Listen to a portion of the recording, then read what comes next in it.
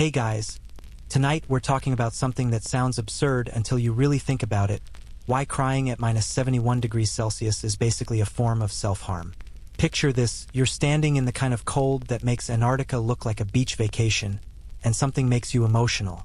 Maybe it's the isolation, maybe it's frostbite setting into your fingers, or maybe you just remembered you left the oven on back home.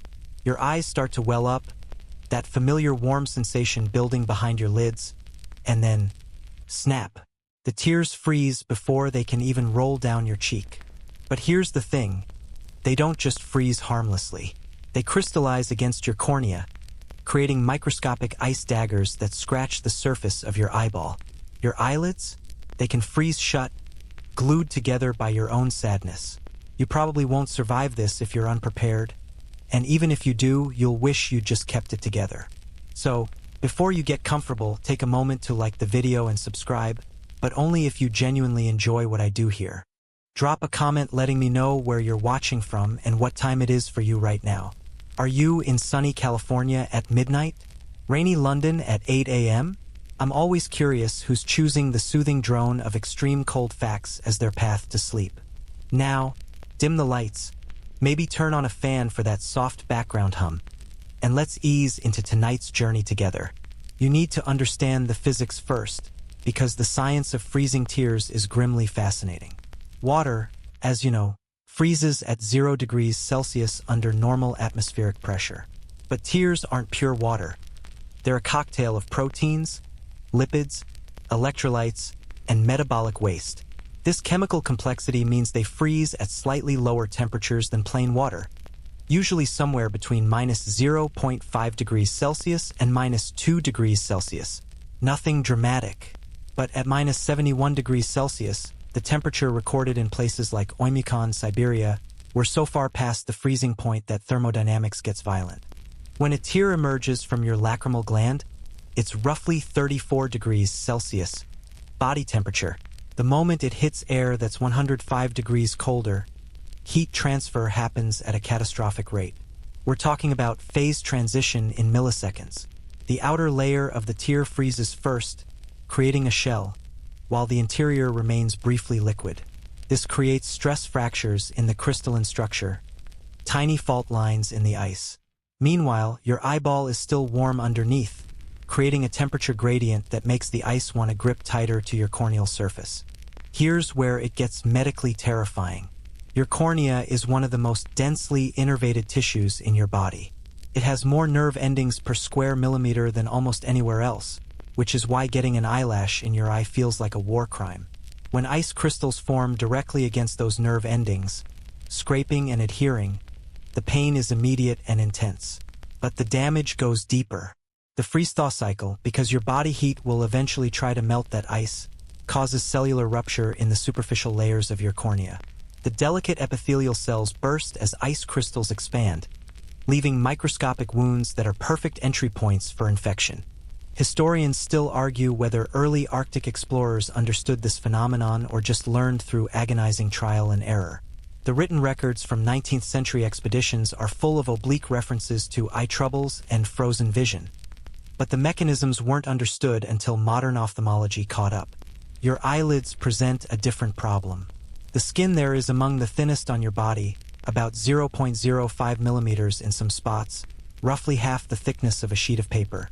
It's designed to be flexible and delicate, which works great in normal conditions but becomes a liability in extreme cold. When tears leak from your tear ducts and coat your eyelashes, which happens naturally, constantly, as part of your eye's cleaning system, those lashes become tiny ice bridges at minus 71 degrees Celsius. Your upper and lower lashes freeze together. Try to blink, and you're essentially ripping frozen hairs, possibly taking chunks of that thin eyelid skin with them. The Soviet researchers who worked in Vostok Station, Antarctica, where temperatures regularly hit minus 80 degrees Celsius, documented cases of people whose eyelids froze open, not shut open. The natural moisture on the inner lid surface crystallized and created adhesion to the eyeball itself. Imagine being unable to close your eyes in the dark Antarctic winter, with wind-driven ice particles sandblasting your unprotected corneas. The treatment involved carefully warming the eyelid margins with gloved hands, except your gloves might be frozen too, and direct skin contact at those temperatures causes instant frostbite. It's a choose-your-own-adventure of tissue damage. But let's zoom out from the immediate physical trauma and talk about why crying might happen in the first place at these temperatures, because that context matters. Extreme cold doesn't just challenge your body. It assaults your psychology. When you're in an environment cold enough to freeze tears mid-sob, you're probably not there by choice. You might be part of a research expedition, a military operation, or, historically, you might be part of an exploration gone horribly wrong. The isolation compounds everything. You're cut off from normal human contact, living in a pressurized metal can or a canvas tent, watching the thermometer plunge to readings that seem like typos. The Soviet gulags in Siberia, particularly those in the Kolyma region, operated in conditions where winter temperatures routinely hit -60 degrees Celsius to -70 degrees Celsius. Prisoners worked outdoors in these conditions, and the memoirs from survivors, collected decades later, describe the strange cruelty of being unable to cry. Not because they weren't devastated, not because they weren't watching fellow prisoners collapse and die, but because the simple act of tears became its own punishment. One survivor wrote about a man who wept at the death of his work partner and ended up with frostbitten eyelids so severe he lost partial vision. The cold weaponized grief. Now, you might be thinking, okay, but I'm never going to Siberia, so why should I care about frozen tears? Fair point. Except this isn't just about geography. It's about understanding the absolute limits of human biology. Your body has evolved over millions of years to handle a remarkable range of conditions, but not this. At -71 degrees Celsius, your biological systems start encountering physics problems they're not equipped to solve. Crying is supposed to be protective. Tears wash away irritants, deliver antibodies, keep your corneas lubricated. But at extreme cold, this protective mechanism inverts into an attack on yourself. Let's talk about the crystallization patterns because it's weirdly beautiful in a morbid way. When water freezes rapidly, it doesn't form smooth ice. It creates dendritic structures, those branching fractal patterns you see on frosted windows. On a microscopic level, your frozen tears develop these same patterns, with sharp crystalline branches reaching outward. Imagine tiny frozen trees growing across your eyeball. Under an electron microscope, they're genuinely stunning.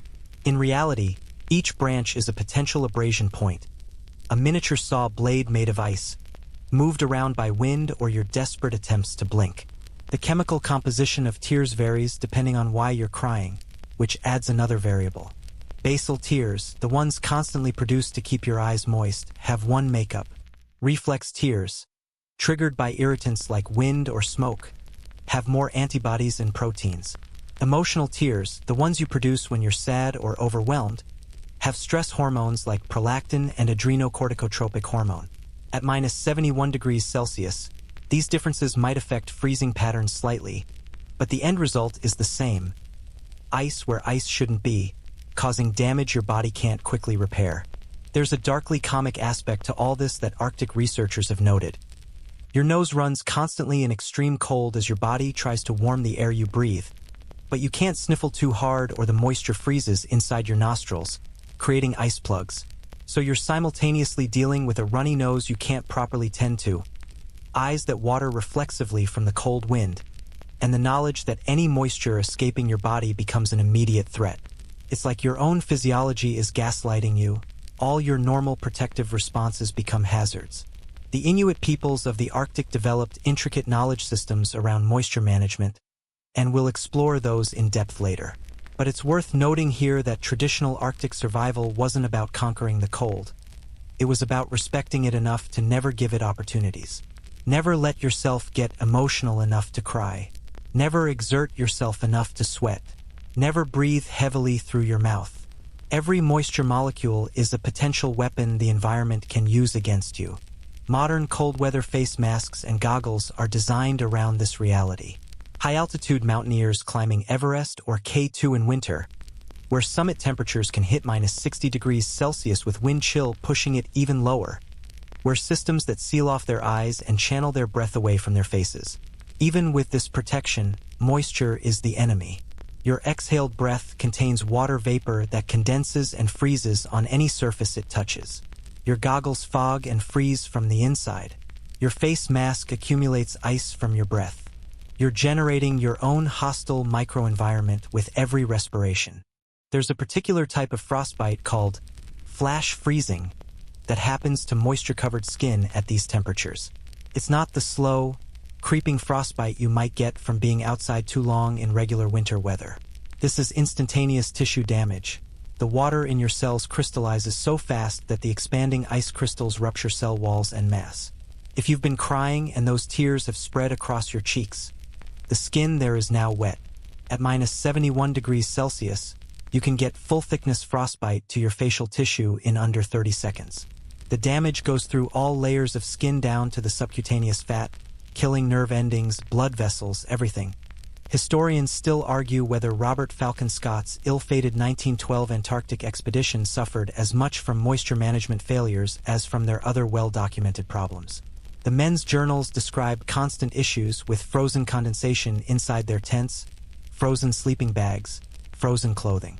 But they rarely mention tears explicitly. Was this because they maintained British stiff upper lips, or because they learned quickly that crying was physically untenable? We'll never know for certain, but the physics suggests that emotional displays would have been medically punished. You're probably getting the picture now. At -71 degrees Celsius, your body's normal responses to stress, crying, sweating, heavy breathing, all backfire spectacularly. It's a temperature where human biology meets its hard limits, where the mechanisms that usually keep you alive become the mechanisms that injure you. This isn't the cold of a harsh winter day where you can tough it out. This is the cold that requires you to fundamentally change how you interact with your own physiology. And here's the unsettling part. As climate change ironically makes some places colder through disrupted weather patterns, and as humans push into more extreme environments for research and resource extraction, more people are encountering these conditions. Antarctic research stations are expanding.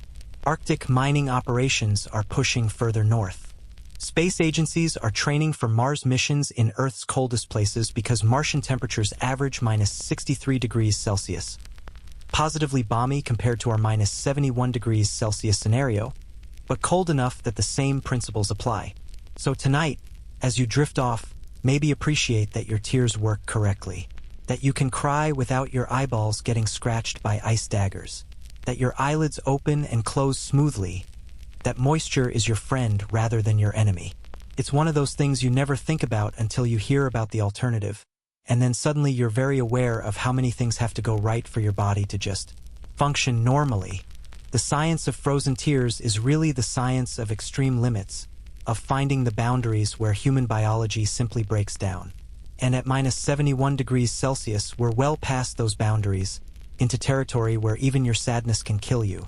The coldest permanently inhabited places on Earth aren't where you'd expect. Antarctica holds the record for lowest temperature ever recorded, a brain-melting -89.2 degrees Celsius at the Soviet Vostok station in 1983, but nobody actually lives there year-round in the traditional sense. The researchers rotate out, escaping when their tours end. But there are actual towns, real communities with schools and post offices and people who were born there and will die there, where winter temperatures routinely hit -60 degrees Celsius to -71 degrees Celsius. These places exist in a realm of cold that seems incompatible with human civilization, yet people persist, adapt, and somehow call it home. Oymyakon, Siberia, holds the dubious honor of being the coldest permanently inhabited settlement on Earth. The name itself is darkly poetic. It comes from a Saka word meaning unfrozen water, referring to a nearby hot spring where reindeer herders would water their animals. Imagine naming your town after the one spot that doesn't freeze in a landscape where everything else does. It's like calling a desert town that one puddle. The village sits in a valley in northeastern Siberia, about 750 kilometers from the Arctic Circle, and home to roughly 500 desperately hardy souls. In January 1924, Soviet researchers recorded -71.2 degrees Celsius in Oymyakon. This stood as the Northern Hemisphere's cold record for decades, though historians still argue whether the measurement was entirely accurate given the primitive equipment of the era. Regardless, modern winter temperatures consistently hit -60 degrees Celsius, which is close enough to our -71 degrees Celsius threshold that the lived experience is functionally identical. At those temperatures, the air itself feels different. It's not just cold. It's thick, viscous, almost like breathing frozen syrup. Your lungs burn with each inhalation because the air is so cold it's damaging tissue on contact. You walk through Oymyakon in winter and the world is silent in a way that's unsettling.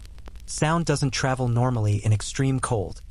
The dense, frozen air dampens noise, absorbing sound waves before they can propagate far. Your footsteps on the snow make a distinctive squeaking crunch, ice crystals compressing under your weight. But conversations are difficult because speaking requires exhaling warm, moist air that immediately creates a fog of ice crystals around your face. People develop a distinctive communication style. Brief, economical sentences, spoken through thick scarves with minimal mouth movement. Efficiency isn't just cultural, it's survival. The buildings in Oymyakon tell their own story. Nothing is built directly on the ground because the permafrost, ground that's been frozen for thousands of years, would melt from the heat of a normal foundation, causing structures to sink and collapse. Instead, everything sits on stilts, raising homes and shops above the frozen earth. This creates an eerie aesthetic, a village on tiptoes, trying not to touch the ground. Windows are triple-glazed minimum, often with 4 or 5 panes, and still ice forms on the interior surface when it's cold enough outside. Residents wake up to frost patterns on their bedroom walls, inside their homes, despite heaters running constantly. Cars present a special challenge. At -60 degrees Celsius to -71 degrees Celsius, metal becomes brittle. Steel can shatter. Rubber tires harden into rigid rings that can crack under stress. Oil thickens into something closer to tar. Antifreeze alone isn't enough. It'll keep your coolant liquid, but your fuel can gel, your battery can freeze solid, and your brake fluid can crystallize. The solution: many residents simply never turn their cars off during winter. Engines run 24/7 for months, burning fuel constantly, because restarting a frozen engine is somewhere between extremely difficult and literally impossible. The ambient sound of Oymyakon in winter is the continuous rumble of idling engines, a mechanical heartbeat keeping machines alive through sheer persistence. Schools close when temperatures drop below -52 degrees Celsius, which gives you a sense of the threshold. Above that, children are expected to walk to class. They dress in layers upon layers. Reindeer fur on the outside, wool and synthetics underneath, creating insulation systems that make them look like small, waddling marshmallows. Their faces are wrapped so thoroughly that only their eyes show, and even then, many wear ski goggles. Remember our earlier discussion about moisture and cold? Children are taught from a young age. Don't cry, don't breathe heavily, don't sweat. Running to school isn't faster. It's dangerous, because exertion means sweat means moisture means frostbite. About 800 kilometers west of Oymyakon sits Verkhoyansk, another contender for coldest inhabited place. Population around 1,300, similarly brutal winters, and a recorded low of -67.8 degrees Celsius in 1892. Verkhoyansk has the distinction of one of Earth's most extreme temperature ranges, that -67.8 degrees Celsius winter low, but summer highs can hit 37 degrees Celsius.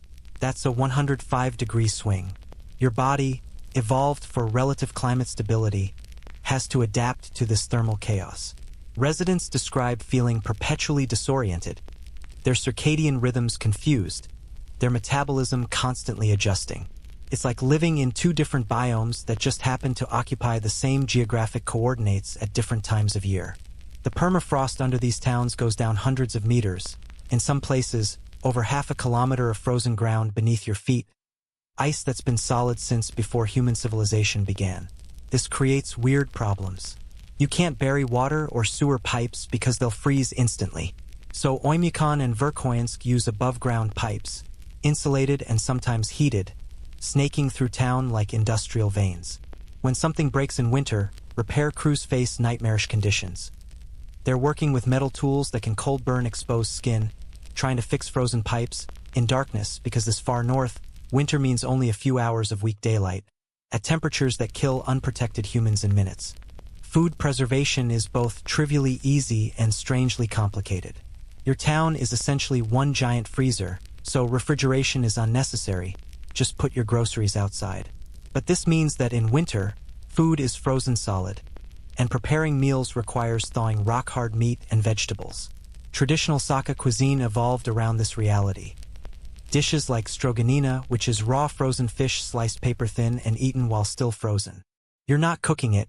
You're essentially making sashimi from fish that's been at minus 60 degrees Celsius. The texture is unique, crystalline almost, and it's one of those quirky regional adaptations that exists nowhere else because nowhere else needs it. Historians still argue whether the original settlers of these regions understood what they were getting into or simply got trapped by circumstance and made the best of it.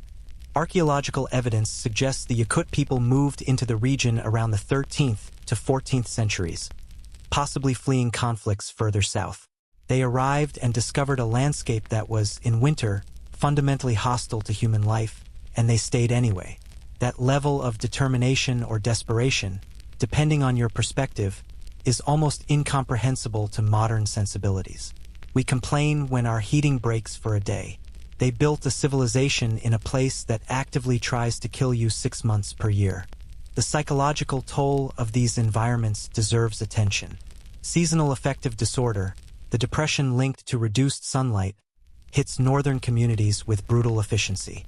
In Oymykon's winter, the sun makes a brief, weak appearance for maybe 3 to 4 hours daily, barely clearing the horizon before setting again.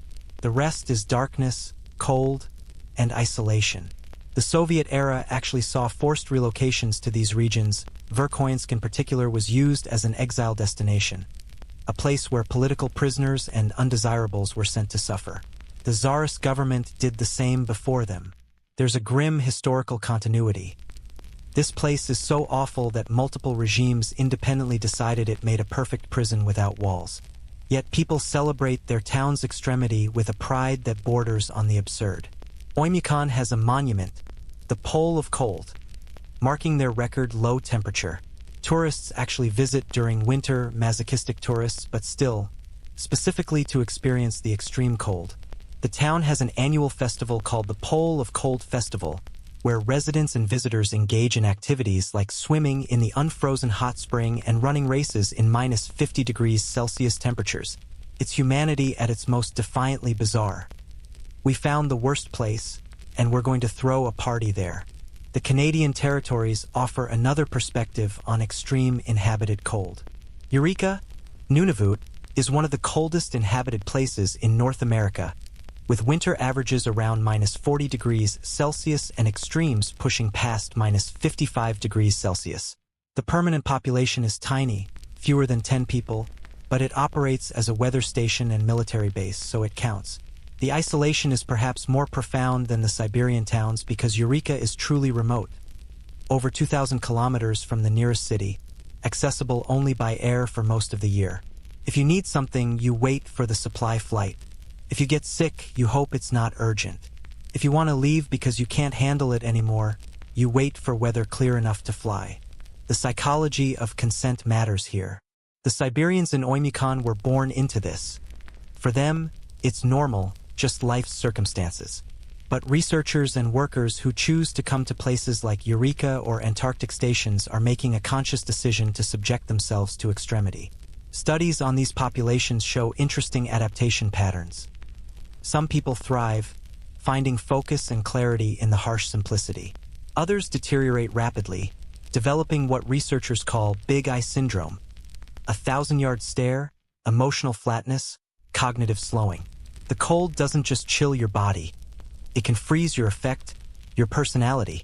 Yakutsk, the capital of Russia's Sakha Republic, deserves mention.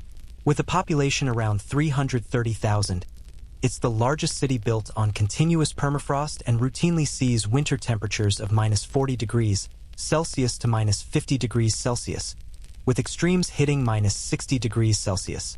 Unlike Oymykon's village scale, Yakutsk is a real city. Universities, theaters, shopping centers, an airport with regular flights. Imagine urban civilization persisting at temperatures that should preclude it. Traffic lights are heated to prevent snow buildup. Bus stops have heated waiting rooms because standing outside for 5 minutes could kill you. Parking garages are kept just warm enough to prevent complete engine freezing, creating bizarre fog banks of condensation. The markets in Yakutsk during winter are surreal. Vendors sell frozen fish displayed standing upright like cordwood. Meat hangs in the open air, requiring no refrigeration. The ambient temperature is colder than any freezer. Shoppers move quickly, clutching purchases that won't thaw before they get home. There's an efficiency to transactions. No lingering, no browsing, just point, pay, leave. Extended exposure is too risky. Even with full cold weather gear, frostbite can develop in under 10 minutes at -50 degrees Celsius with wind. Your cheeks, your nose, your ears, the extremities are sacrificial zones that your body will abandon to preserve core temperature. One of the strangest aspects of these extreme cold communities is the relationship with technology.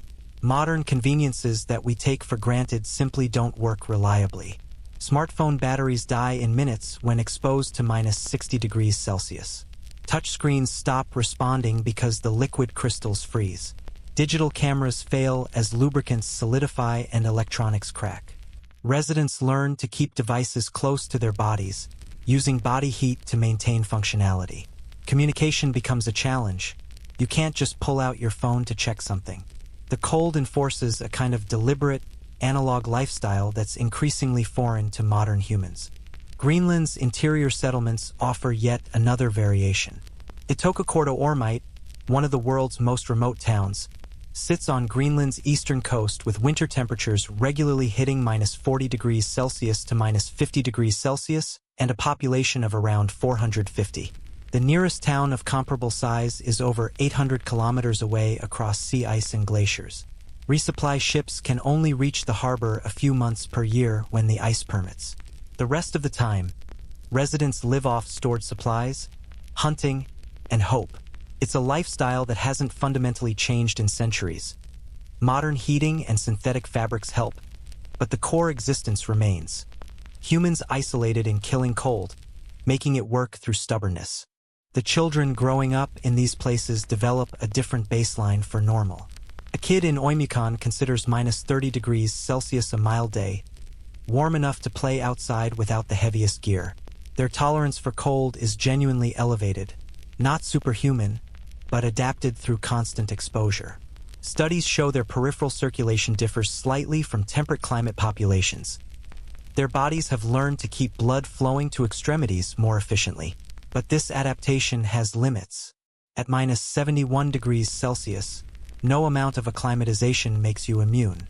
Biology has boundaries, and that temperature exceeds them. You settle into sleep tonight in climate-controlled comfort, your room probably hovering around 20 degrees Celsius, maybe warmer.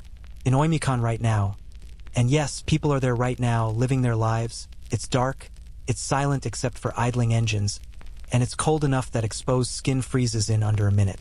They're not suffering through some temporary expedition. This is just Tuesday. They'll wake up tomorrow, warm their cars, send their kids to school if it's above -52 degrees Celsius, and continue existing in conditions that seem designed to prevent existence.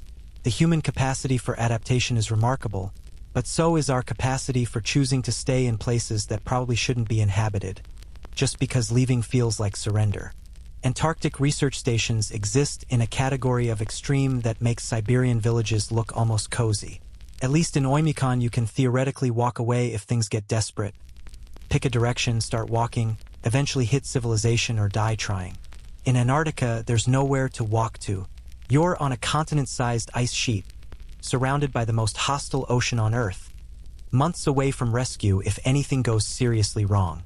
And during winter, when temperatures at interior stations regularly hit -60 degrees Celsius to -80 degrees Celsius, you're not just isolated, you're sealed in, trapped by darkness and cold that makes evacuation essentially impossible. McMurdo Station, on Antarctica's coast, is practically tropical by Antarctic standards. Winter temps only drop to around -50 degrees Celsius. It's the largest station, essentially a small town with over 1,000 people in summer, dropping to around 150 in winter. But McMurdo isn't where the real extremity lives. For that, you need to go inland to places like the Amundsen-Scott South Pole Station or the Russian Vostok Station, where the cold reaches levels that redefine what winter means. Amundsen Scott sits at the geographic South Pole at an elevation of 2,835 meters on top of a 2,700-meter ice sheet. The elevation matters because it means thinner atmosphere, less oxygen, and cold that settles and stays.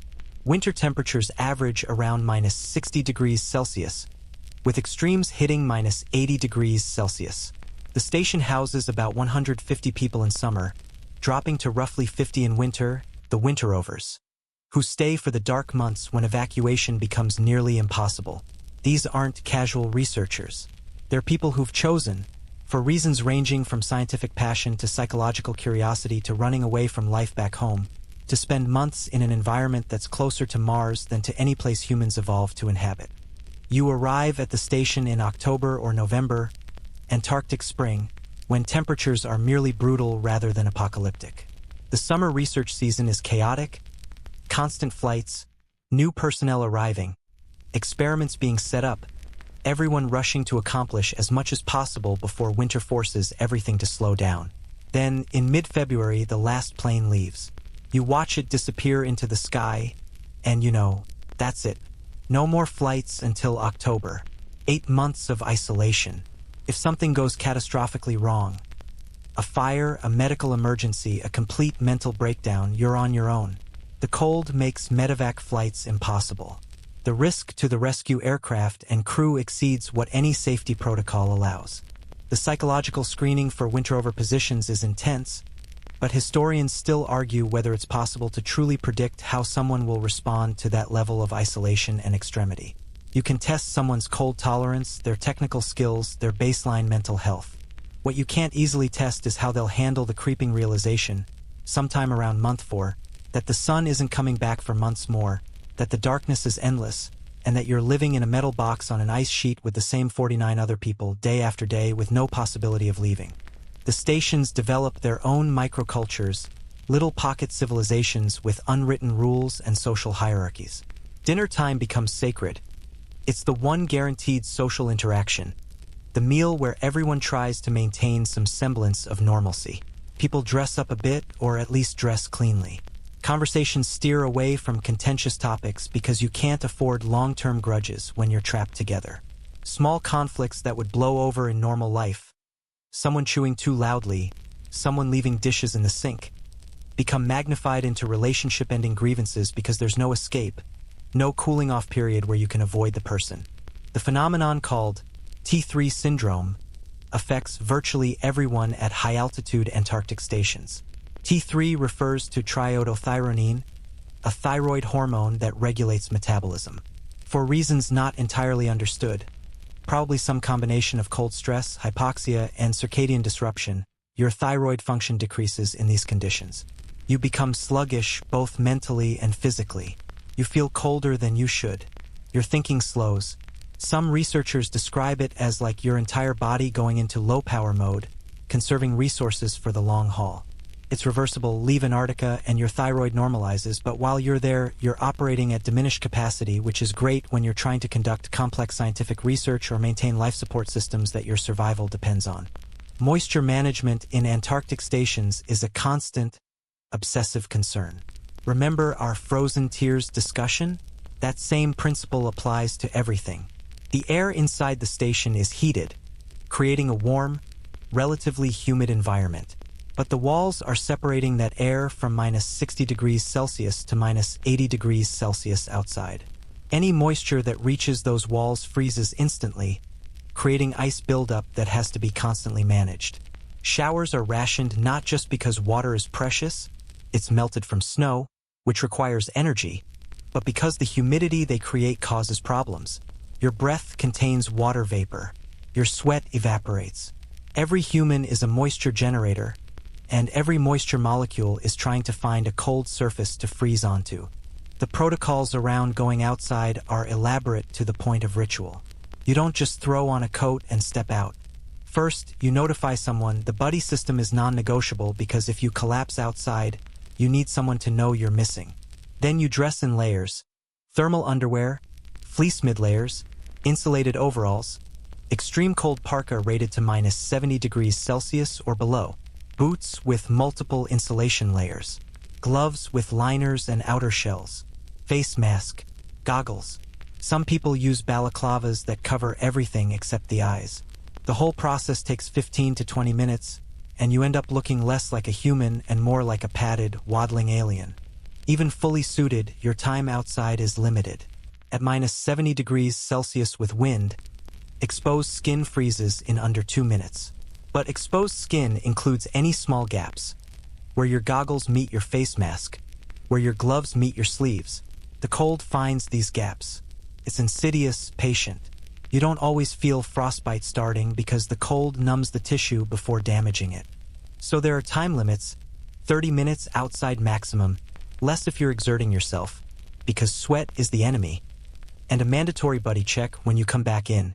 Your partner examines your face for white patches, the telltale sign of frostbite, and you check theirs. Vostok Station, the Russian base in East Antarctica, holds the record for the coldest temperature ever recorded on Earth. Minus 89.2 degrees Celsius on July 21, 1983. Let that number settle for a moment. At minus 89 degrees Celsius, carbon dioxide, the gas you're exhaling right now, begins to freeze. Throw boiling water into the air at that temperature, and it doesn't steam and freeze. It essentially ceases to exist as liquid, transitioning directly to ice crystals with a sound like rice hitting a hot pan. The Vostok winter rovers, usually around 12 to 25 people, are living at the edge of survivable conditions. The station sits at 3,488 meters elevation on the thickest part of the Antarctic ice sheet, meaning even less oxygen than the South Pole Station. The Russians have a particular reputation for toughness in these environments, possibly because their screening prioritizes resilience over comfort, or possibly because the Siberian researchers are pre-adapted to extreme cold from their home environments. But even Russian cold tolerance has limits. There are documented cases from Vostok of researchers going outside to take measurements and developing frostbite through their gloves. Not because the gloves failed, but because at minus 80 degrees Celsius, the cold simply conducts through any material given enough time. 15 minutes of equipment maintenance can mean tissue damage to your fingers, even with proper gear. The social dynamics shift strangely in winter. People become simultaneously closer and more isolated. You're living in intimate proximity. There's no privacy. Everyone knows everyone's routines and habits. Yet many winter rovers report feeling profoundly alone. Part of this is the sensory deprivation. The world outside is dark and featureless, just wind and ice and cold. There are no trees changing, no weather patterns in the normal sense. It's always cold, always dry. No seasonal cues except the slow return of the sun. Your brain, designed to process rich environmental input, starts to get a bit weird when fed nothing but uniform whiteness and darkness. Some stations have elaborate psychological support systems. Regular video calls with family when satellite coverage allows. Hobby rooms stocked with art supplies, musical instruments, exercise equipment. Movie nights. Elaborate holiday celebrations. Christmas at a South Pole station is reportedly a production, with decorations and special food and determined cheerfulness that sometimes tips into desperation. Because the alternative is acknowledging that you're spending Christmas in a place no human should be, where stepping outside incorrectly dressed means death in minutes. The food situation is its own challenge. Everything is frozen because of course it is. Nature provides the freezer and has to be thawed before cooking. Fresh food runs out within weeks of the last supply flight. After that, it's all frozen vegetables, canned goods, and shelf-stable proteins. Scurvy, the vitamin C deficiency disease that plagued old sailing ships, is a genuine risk if you're not careful about supplementation. Some stations grow small amounts of greens in hydroponic setups, mostly for the psychological benefit of seeing something alive and growing. A tiny patch of lettuce becomes a morale booster disproportionate to its actual nutritional contribution, just because it represents life persisting in a lifeless place. Medical emergencies in winter are nightmare scenarios. The stations have basic medical facilities, a doctor or physician assistant, some emergency equipment, but anything beyond minor issues becomes a crisis. Appendicitis? In the normal world, it's a routine surgery. In winter Antarctica, It's potentially fatal because evacuation is impossible. There's a famous case from 1961. Dr. Leonid Rogozov, the only doctor at a Soviet Antarctic station, had to perform an appendectomy on himself because he was the only one qualified and evacuation wasn't possible. He propped himself up, made the incision, removed his own inflamed appendix while occasionally taking breaks to not pass out, and survived. That's the level of self-sufficiency required. You might have to literally be your own surgeon. Frostbite protocols at Antarctic stations are well developed because frostbite is essentially guaranteed at some point during a winter deployment. The treatment is gradual rewarming in water around 37 to 39 degrees Celsius. Not hot, but body temperature. The pain during rewarming is reportedly excruciating, as frozen tissue thaws and nerve endings wake up to discover they've been damaged. Severe frostbite leads to tissue death. Fingers, toes, noses, ears, the extremities sacrifice themselves to keep the core alive. Some winterovers leave Antarctica with permanent tissue loss, souvenirs of their time in the extreme. The crying issue comes up in psychological reports from stations, though it's rarely discussed openly. Researchers have documented cases of people experiencing intense emotional episodes, grief, rage, despair, and instinctively beginning to cry, only to be reminded by the stinging pain and instant freeze that even this natural response is compromised. Some psychological literature suggests this creates a feedback loop. You feel emotional, you start to cry. The physical pain from frozen tears intensifies your distress, making you cry harder, causing more pain. It's your body attacking itself, mediated by temperature. Historians still argue whether the early Antarctic explorers, Shackleton, Scott, Amundsen, understood the psychological toll of these environments or simply gritted their way through it. Their journals are stoic, British stiff upper lip, or Norwegian pragmatism on display. But you can read between the lines. The brief mentions of low spirits, the descriptions of men staring silently at walls, the occasional note about someone not being himself. They were experiencing what modern psychology would call extreme stress reactions, but they had no framework for understanding it beyond personal weakness or strength. Modern stations try to mitigate the psychological strain with light therapy. Full-spectrum lamps that simulate sunlight, used daily to trick your brain into thinking it's not living in endless darkness. Exercise regimens are encouraged, partially for physical health but mostly to combat depression. Some stations have saunas, which seems decadent until you understand that the contrast, extreme heat in a tiny room, then stepping out into minus 60 degrees Celsius air, briefly, very briefly, provides intense sensory stimulation that breaks up the monotony. Your nervous system gets shocked into alertness, a reset button for a brain that's slowly going numb from lack of variation. The transition back to normal life after a winter deployment is reportedly jarring. You've spent months in an environment where everything is controlled, where the outside is uniformly hostile, where your social circle is 50 people maximum. Then you get on a plane in October, and suddenly you're back in civilization. Colors, smells, noise, strangers, traffic, options, chaos. Some winterovers love the return, throwing themselves back into normal life with relief. Others struggle. The world feels too fast, too crowded, too variable. There are documented cases of people becoming so adapted to Antarctic isolation that they sign up for multiple winter deployments because normal life feels wrong now. You're drifting towards sleep in your normal temperature bedroom, and somewhere right now, literally at this moment, there are people at the South Pole Station at Vostok at Dome Fuji living in that extreme. They're checking weather instruments, running experiments, cooking dinner, watching movies, existing in conditions that would kill you in minutes without protection. Some of them are thriving. Some are counting the days until the sun returns. Some are probably questioning their life choices. But they're there, humans persisting in a place that doesn't want us, held alive by technology and stubbornness and layers upon layers of insulation against a cold that's waiting, always waiting, for any mistake that would let it in. The history of humans venturing into extreme cold is largely a history of spectacular failures punctuated by occasional survival. We're tropical apes who got ambitious, and that ambition has repeatedly led us into environments that our biology simply wasn't designed to handle.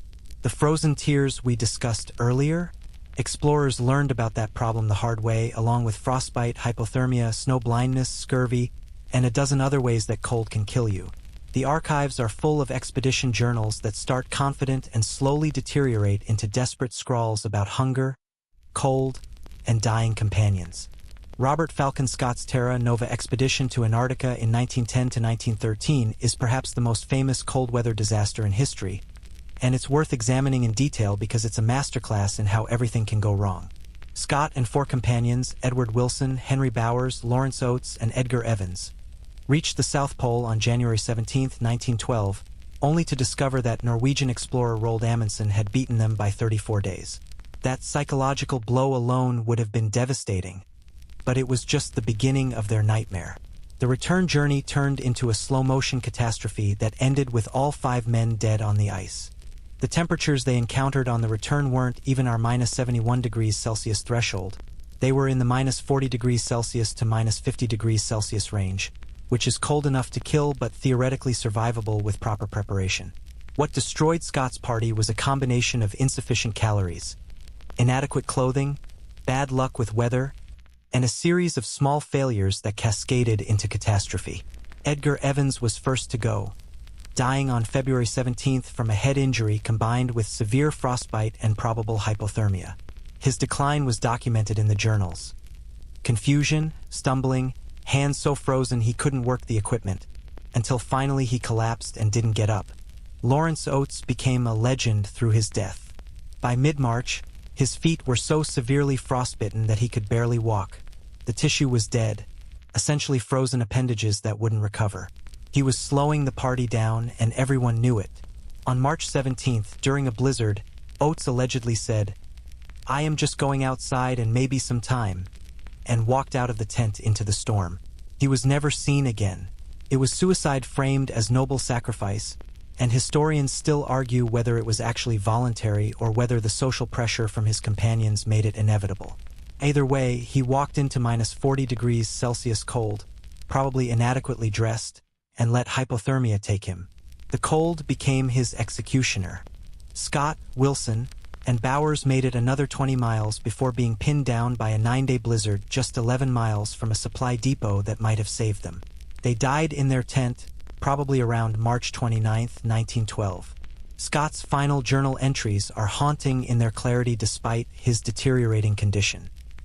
He wrote letters to the families of his men, took responsibility for the disaster, and maintained a remarkably composed tone considering he was slowly freezing to death.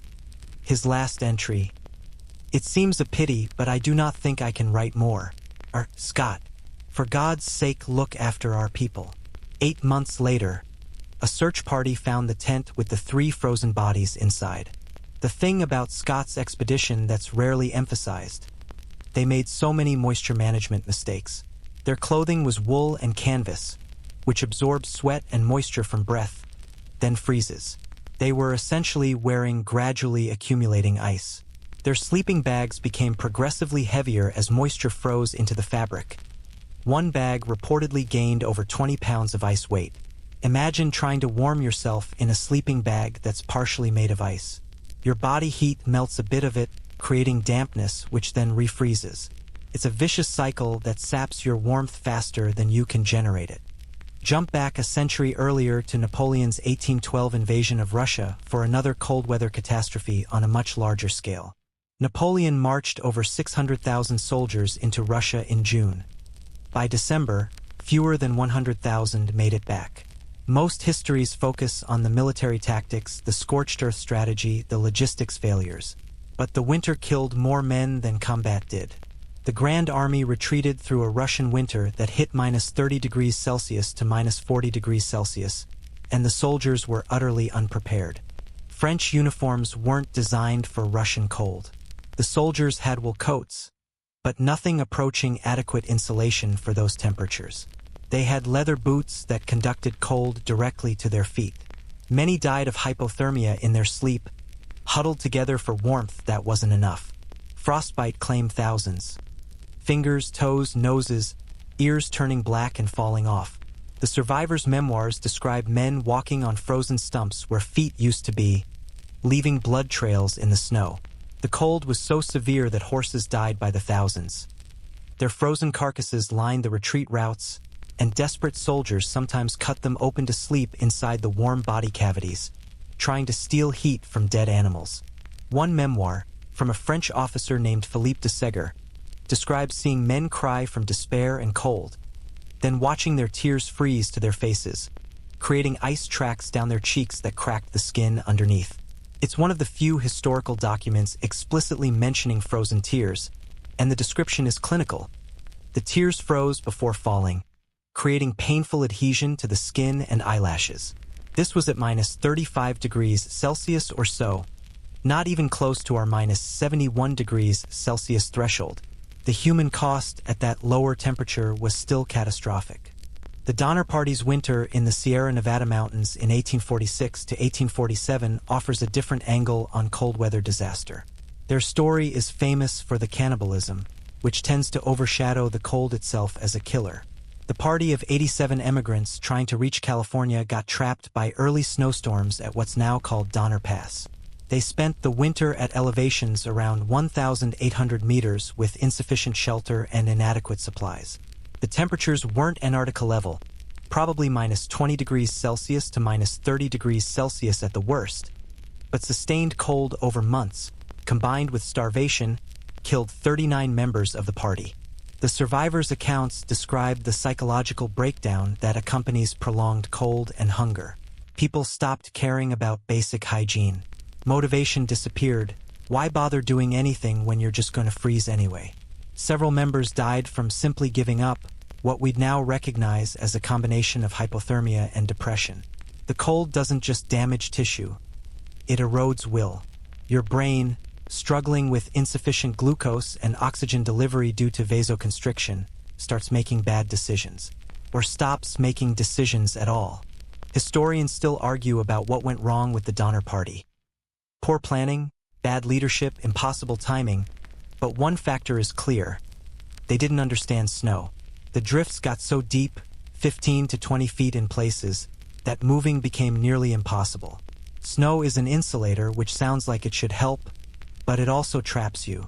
The cabins they built were gradually buried, creating dark, claustrophobic ice caves.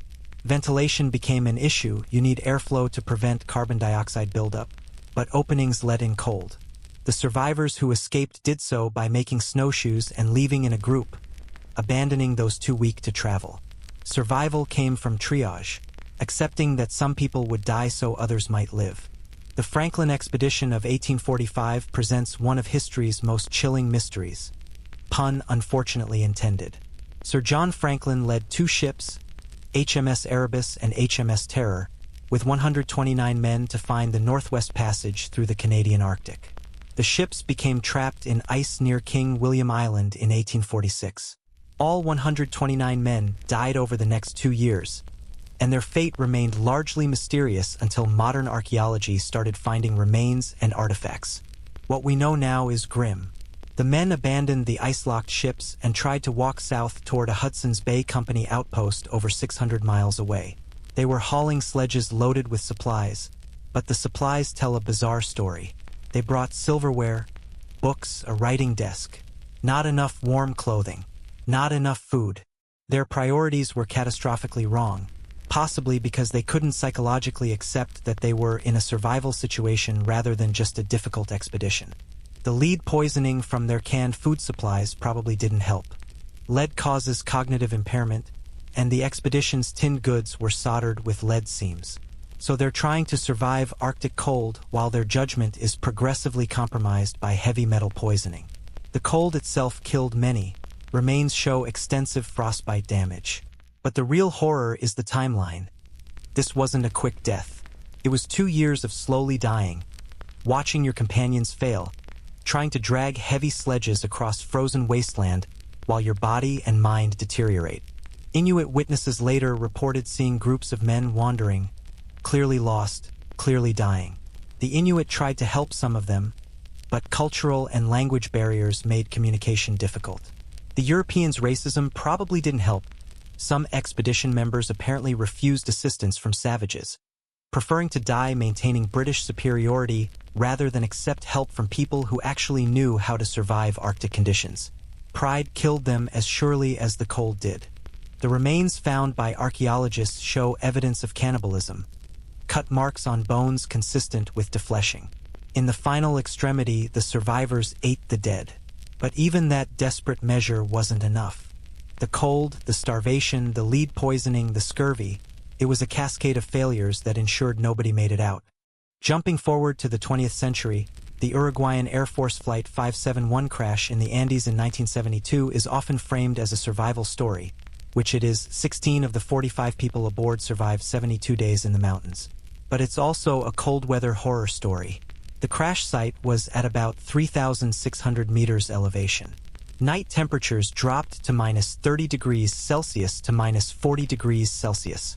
The survivors, mostly a rugby team, had no cold weather gear, inadequate shelter, the broken fuselage of the plane, and no rescue coming because search efforts were called off after 8 days. The cold claimed lives immediately. Several passengers died from injuries in the crash, but others died overnight from hypothermia despite being relatively uninjured. They simply couldn't maintain core temperature. The survivors quickly realized they needed to huddle together for warmth, sleeping in a group pile to share body heat. Individual dignity meant death. Communal intimacy meant possible survival. They used seat cushions for insulation, melted snow for water using metal sheets in the sun, and eventually resorted to eating the flesh of the dead passengers because there was no other food source at that altitude in winter. The psychological accounts from survivors described the cold as an oppressive presence, a constant enemy that was always trying to kill them. Frostbite was inevitable. Several survivors lost toes or fingers. One survivor described crying at night from fear and cold, then waking up with his eyelashes frozen together. He had to gently warm them with his hands before he could open his eyes. Remember our minus 71 degrees Celsius frozen tears discussion? Even at the milder minus 30 degrees Celsius, tears become problematic when you're trying to sleep in an unheated aluminum tube. What's striking about all these disasters is how quickly things deteriorate once cold takes hold. You can be doing relatively okay, uncomfortable, hungry, but functional, and then someone gets seriously frostbitten or the weather turns worse or supplies run out and suddenly it's a death spiral. The cold exploits every weakness, every mistake, every bit of bad luck. And once hypothermia sets in deeply, people often don't realize how impaired they are. They make nonsensical decisions, wander away from shelter, take off their clothes because paradoxical undressing, a late-stage hypothermia symptom where you feel burning hot despite freezing, convinces them they're overheating. The common thread through all these historical disasters is moisture mismanagement, though they didn't have that terminology. Whether it's Scott's ice-laden sleeping bags, Napoleon's soldiers sweating in wool then freezing, or the Donner Party unable to dry their clothes, moisture becomes the enemy. And in every case, emotional breakdowns were documented, people crying, arguing, becoming despondent, and the tears themselves became part of the problem, adding literal insult to injury by freezing on faces, sticking to eyelids, creating painful reminders that even grief has been weaponized by temperature. You're comfortable in your bed, reading about people who died because they couldn't get warm. The historical record is full of them. Thousands of names, hundreds of thousands of anonymous deaths in cold places throughout human history. Soldiers, explorers, migrants, prisoners, all learning the same brutal lesson. The cold doesn't care about your courage, your determination, or your reasons for being there. It just waits for you to make a mistake, to run out of fuel, to lose hope, and then it takes you. Let's pull back from historical disasters and talk about why humans cry at all, because it's actually kind of weird when you think about it. You're the only species that produces emotional tears. Sure, other animals have tear ducts that lubricate their eyes, but they don't weep from sadness or joy or frustration. That's uniquely human. This bizarre response where strong emotions trigger fluid secretion from your lacrimal glands. And at minus 71 degrees Celsius, this uniquely human trait becomes a uniquely human liability. Your lacrimal apparatus is more complex than you'd think. The lacrimal glands sit above each eye, nestled in the upper outer portion of your orbit.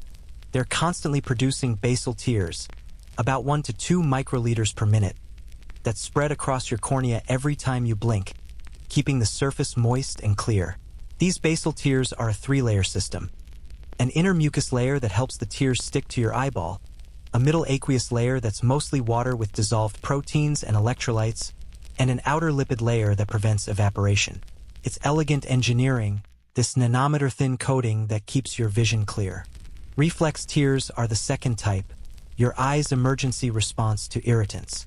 Dust in your eye, cutting onions, a blast of cold wind, all trigger massive tear production to flush out the problem.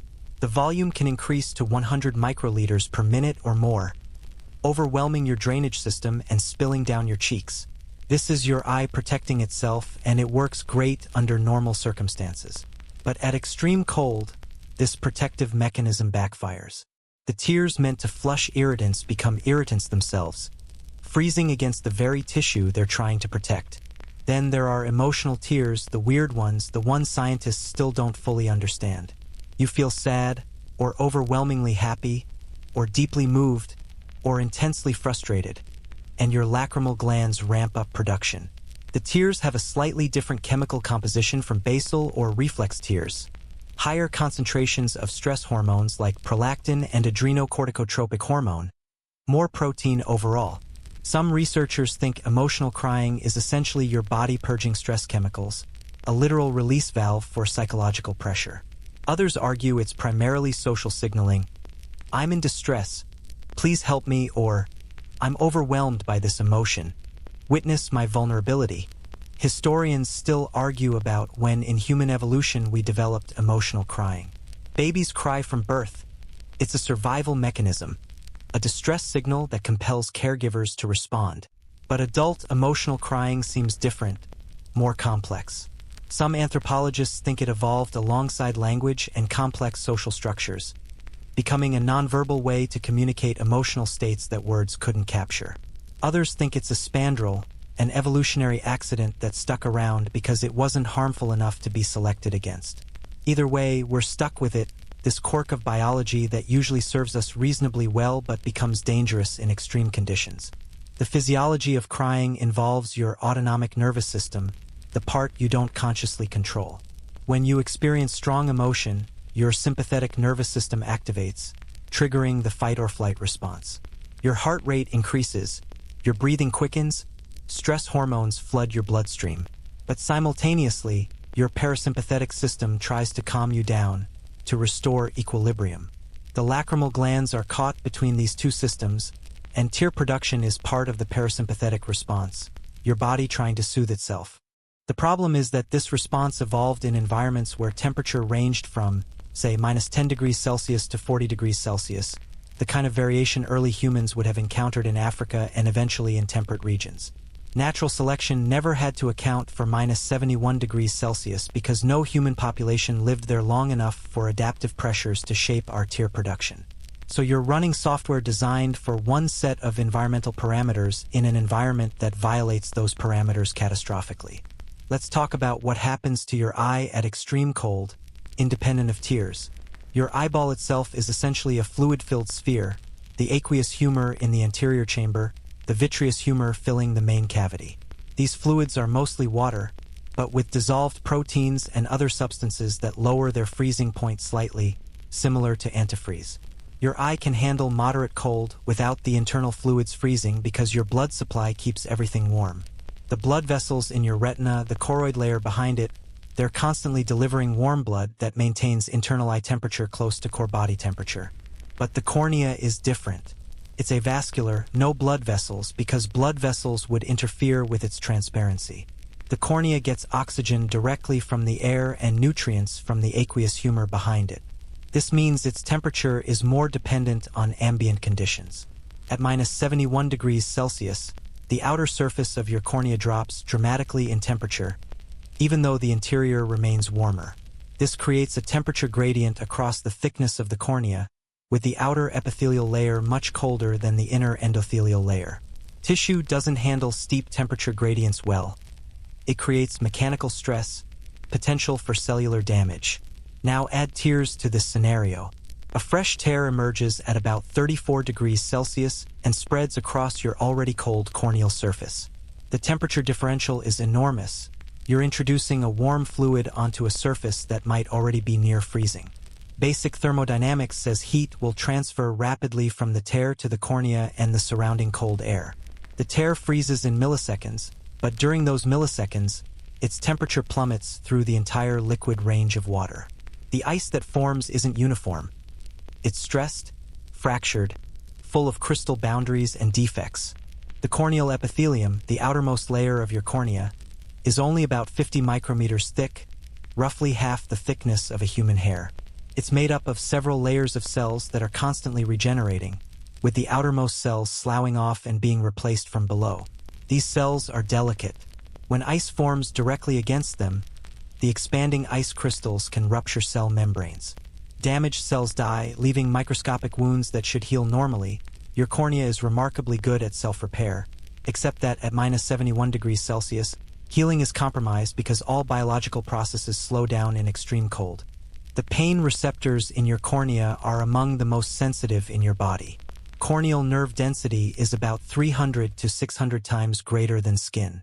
This is why even a tiny scratch on your cornea is agonizing. You're triggering hundreds of nerve endings. When ice crystals form and scrape across this densely innervated surface, the pain signal is intense and immediate. Your natural reflex is to blink, to squeeze your eyes shut, to produce more tears to wash away whatever's causing the pain. But at -71 degrees Celsius, all of those reflexes make the problem worse.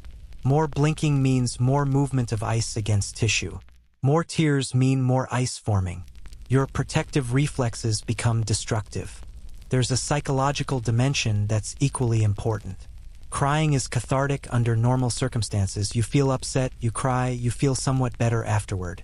It's relief, release, a way to process overwhelming emotion. But imagine that relief mechanism hurts you. You're in distress, you start to cry, and instead of catharsis you get physical pain and potential injury. This creates a psychological trap. You need the emotional release, but getting it costs you in tissue damage. Some Antarctic researchers report developing a kind of emotional suppression, training themselves not to cry even in situations where they desperately want to, because they've learned that crying is punished by pain. This suppression isn't healthy. Emotional tears serve a regulatory function. They help prevent emotional overflow. They signal to others that you need support. They allow processing of intense feelings. When you block this release valve consistently, the pressure builds. Some psychological studies of Arctic and Antarctic personnel show elevated rates of depression, anxiety, and emotional dysregulation, and researchers wonder whether the physical inability to cry safely contributes to these issues. You're essentially being conditioned, through pain, to suppress normal emotional responses. Children have a particularly hard time with this. A child who hurts themselves or gets scared will cry instinctively. It's not a choice, it's an automatic response. But in extreme cold environments, that automatic response causes additional harm. Parents in places like Oymyakon have to teach their children from a very young age to suppress crying when outside, to hold it in until they're back in warmth. Some child development specialists worry about the psychological impact of this. You're teaching children that expressing distress is dangerous, which might generalize to emotional suppression in other contexts. The chemical composition of emotional tears is actually slightly different depending on what emotion triggered them. Tears of sadness have different protein profiles than tears of joy or tears of rage. Research into this is still preliminary, but it suggests that crying serves different physiological functions depending on context, maybe purging different stress chemicals, maybe signaling different types of distress to observers. At -71 degrees Celsius, these distinctions become irrelevant. Whatever the neurochemical reason for crying, the result is the same: ice formation, tissue damage, pain. There's an interesting evolutionary question here. If humans ever colonize extreme cold environments long-term, say permanent settlements in Antarctica, or colonies on Mars where surface temperatures average -63 degrees Celsius, would natural selection eventually favor people whose tear production is lower or whose tears have different freezing points? It would take thousands of years minimum, probably tens of thousands, for selective pressure to produce noticeable changes. But in theory, you could imagine a future population of cold-adapted humans whose lacrimal glands produce fewer emotional tears, or whose tear composition includes natural antifreeze proteins like those found in Arctic fish. Some Arctic fish species produce antifreeze glycoproteins that lower the freezing point of their bodily fluids to below seawater temperature, preventing ice crystal formation. These proteins work by binding to nascent ice crystals and preventing them from growing.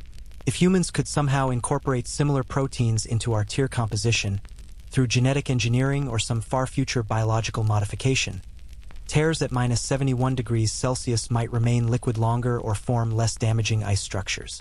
But we're nowhere near that capability, and ethics aside, it's probably more practical to just avoid crying in extreme cold rather than bioengineer our lacrimal system. The social implications of frozen tears are worth considering. Crying is a social signal, meant to be seen and responded to by others. When someone cries, we instinctively feel compelled to comfort them, to ask what's wrong, to offer support. But if crying causes visible injury, frozen tears stuck to your face, irritated and possibly damaged eyes, it becomes a signal of poor adaptation rather than just emotional distress. You're showing not only that you're upset, but also that you've made the mistake of expressing it inappropriately for the environment. There's potential for social judgment there, for your emotional vulnerability to be reframed as lack of toughness or preparation. Historians still argue about whether emotional stoicism in historical cold weather expeditions was purely cultural, British stiff upper lip, Norwegian pragmatism, or whether it was practically necessary. If crying causes physical injury, then emotional control becomes a survival skill rather than just a cultural preference. The expedition leaders who made it back were the ones who maintained emotional regulation under extreme stress. Whether they were naturally that way or learned it through painful experience, the result was the same. They didn't cry, and that probably helped them survive. You're lying in comfortable warmth, your eyes producing their normal, healthy baseline tear flow, keeping your corneas perfectly lubricated. The system is working exactly as designed, because you're in an environment where it can work. You could cry right now if you wanted to, watch a sad video, think about something upsetting, and the worst that would happen is maybe a few minutes of blurry vision and a stuffy nose. That your emotional tears function correctly, that they actually provide relief rather than causing harm, is a privilege of living at survivable temperatures. At minus 71 degrees Celsius, even your sadness can kill you, and that's perhaps the most unnatural thing about extreme cold. It turns your own biology into your enemy. Real-world cryogenic accidents provide a sobering counterpoint to theoretical discussions about frozen tears. When extremely cold substances, liquid nitrogen at minus 196 degrees Celsius, liquid oxygen at minus 183 degrees Celsius, or even solid carbon dioxide, dry ice, at minus 78.5 degrees Celsius, make contact with human tissue, the damage is instantaneous and often permanent. Medical literature is full of case studies that read like horror stories, reminders that extreme cold doesn't gradually harm you. It destroys tissue faster than your nervous system can properly register what's happening. Liquid nitrogen is common in laboratories, hospitals, and even some restaurants for flash freezing desserts or creating dramatic fog effects. It's also incredibly dangerous. A splash of liquid nitrogen on exposed skin causes immediate frostbite that can penetrate through all skin layers in seconds. There's a documented case from a fertility clinic where a technician spilled a small amount, maybe 50 milliliters, on their hand. They reflexively wiped it off, which took perhaps 2 seconds. In those 2 seconds, the tissue froze solid to a depth of several millimeters. The immediate sensation wasn't pain. It was numbness, because the nerves froze before they could transmit pain signals. The pain came later, during rewarming, when the damaged nerve endings woke up and screamed. The injury pattern from cryogenic liquids is distinctive. The frozen tissue turns white initially, then as it thaws it becomes red and swollen, eventually blistering like a severe burn. In fact, extreme cold injuries and burns are remarkably similar in presentation because both involve cell death, burns from excess heat-damaging proteins and cell membranes, frostbite from ice crystal formation rupturing cells. Severe cases develop necrosis, where the tissue dies completely and turns black. At that point, surgical debridement or even amputation becomes necessary because dead tissue won't heal and becomes a site for infection. There's a particularly horrifying case study from 2012 involving a woman who went to a cryotherapy spa, one of those trendy wellness places offering whole-body cryotherapy chambers where you stand in minus 110 degrees Celsius air for a few minutes, supposedly for health benefits. The claims are dubious, but that's beside the point. This particular facility had equipment malfunctions, and the woman was accidentally exposed to temperatures near minus 150 degrees Celsius for longer than intended. She suffered severe frostbite to her feet and legs. Despite aggressive treatment, she lost several toes and had permanent nerve damage that left her in chronic pain. The cold had essentially killed parts of her body while she was still alive. Historians still argue about how many cryogenic accidents go unreported because they happen in home laboratories, amateur science experiments, or situations where people are embarrassed about their mistakes. Liquid nitrogen is surprisingly accessible. You can buy it from welding supply shops, use it for various DIY projects. Every few years, someone decides to stick their hand in it briefly for a video or a dare, thinking that quick exposure won't hurt. Sometimes they're right and escape with minor damage. Sometimes they lose fingers. The physics of why cryogenic liquids are so dangerous relates to heat transfer rates. Water has a high specific heat capacity and high heat of vaporization, which is why boiling water causes severe burns. It can transfer a lot of thermal energy to your skin. Cryogenic liquids work in reverse but with similar efficiency. Liquid nitrogen in contact with your 37 degrees Celsius skin creates a temperature differential of over 230 degrees. Heat flows from your body into the nitrogen incredibly rapidly.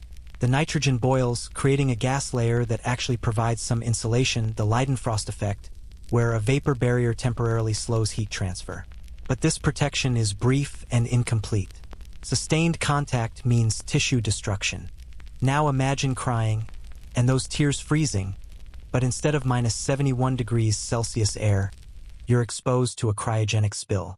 Your tear film, that thin layer of moisture on your eyeball, would freeze absolutely solid in milliseconds. The ice would form so rapidly that it would shatter rather than crystallize normally, creating essentially a shrapnel effect of ice fragments against your cornea. This isn't theoretical. There are documented cases of chemical workers getting cryogenic splashes to the face and suffering corneal damage from their own tears flash freezing. One case report describes a laboratory worker who was transferring liquid nitrogen when a hose connection failed, spraying liquid across his face. He was wearing safety goggles, which protected his eyes directly, but the cold air and liquid nitrogen vapor condensed moisture on his goggles and froze his eyelashes to the goggle edges. When he tried to remove the goggles, he tore out his eyelashes, taking bits of eyelid skin with them. The cold had created adhesion points between his hair, his skin, and the safety equipment meant to protect him. His tears, naturally flowing from the irritation and panic, froze as they emerged, causing additional pain and damage around his tear ducts. Dry ice, solid carbon dioxide, is another common source of cold injuries. At minus 78.5 degrees Celsius, it's not as cold as liquid nitrogen, but it's cold enough to cause severe frostbite within seconds of bare skin contact. Schools sometimes do demonstrations with dry ice, creating fog effects by dropping it in water. Every few years, a student or teacher makes the mistake of handling it barehanded. The injury follows a predictable pattern. Initial numbness, realization something's wrong, dropping the dry ice, then watching over the next hours as blisters form on their palm or fingers. There's a documented incident from a college chemistry demonstration where a professor created a soap bubble filled with dry ice vapor and asked students to pop it. One student cupped their hands around the bubble to pop it, and the burst released a small cloud of minus 78.5 degrees Celsius gas directly into their palms. The cold gas itself didn't cause much damage. Gas doesn't transfer heat as efficiently as solids or liquids, but the moisture on their palms, combined with the gas, created a brief instant of ice formation that gave them mild frostbite patches. It was minor, superficial damage, but it illustrated how moisture becomes a conductor for cold injury. The medical treatment for cryogenic frostbite is similar to regular frostbite but often more aggressive because the tissue damage is deeper. Rapid rewarming in water at 37 to 39 degrees Celsius is standard, warm enough to thaw the tissue quickly, not so hot that it causes additional damage. The pain during rewarming is reportedly among the worst pain humans can experience. As frozen tissue thaws, blood flow returns, carrying oxygen to cells that may or may not be viable. Nerve endings that were silenced by cold wake up and transmit damage signals. Patients describe it as feeling like their affected limb is being crushed and burned simultaneously. Some emergency medicine literature notes a particular challenge with cryogenic injuries to the face and eyes. Standard rewarming procedures don't work well because you can't submerge someone's face in warm water without risking drowning or aspiration. Instead, treatment involves gentle irrigation with body temperature saline solution, which is time-consuming and requires precise technique. If the cornea has been damaged by frozen tears or direct cold exposure, the treatment becomes even more delicate. You need to rewarm without causing further mechanical damage, which means slowly, carefully, while the patient is in agony. There are industrial accidents involving cryogenic materials that resulted in multiple fatalities. A 1999 incident at a Texas chemical plant involved a liquid nitrogen line rupture that released approximately 1,000 gallons of liquid nitrogen into an enclosed space. Workers in the area died almost instantly, not from freezing but from asphyxiation. The nitrogen displaced oxygen faster than they could escape. But one worker who was on the periphery of the spill zone survived with severe frostbite to exposed areas. Face, hands, neck. The medical report noted that his tears had frozen immediately upon production, creating ice accumulation on his eyelids and lashes that required careful removal during emergency treatment.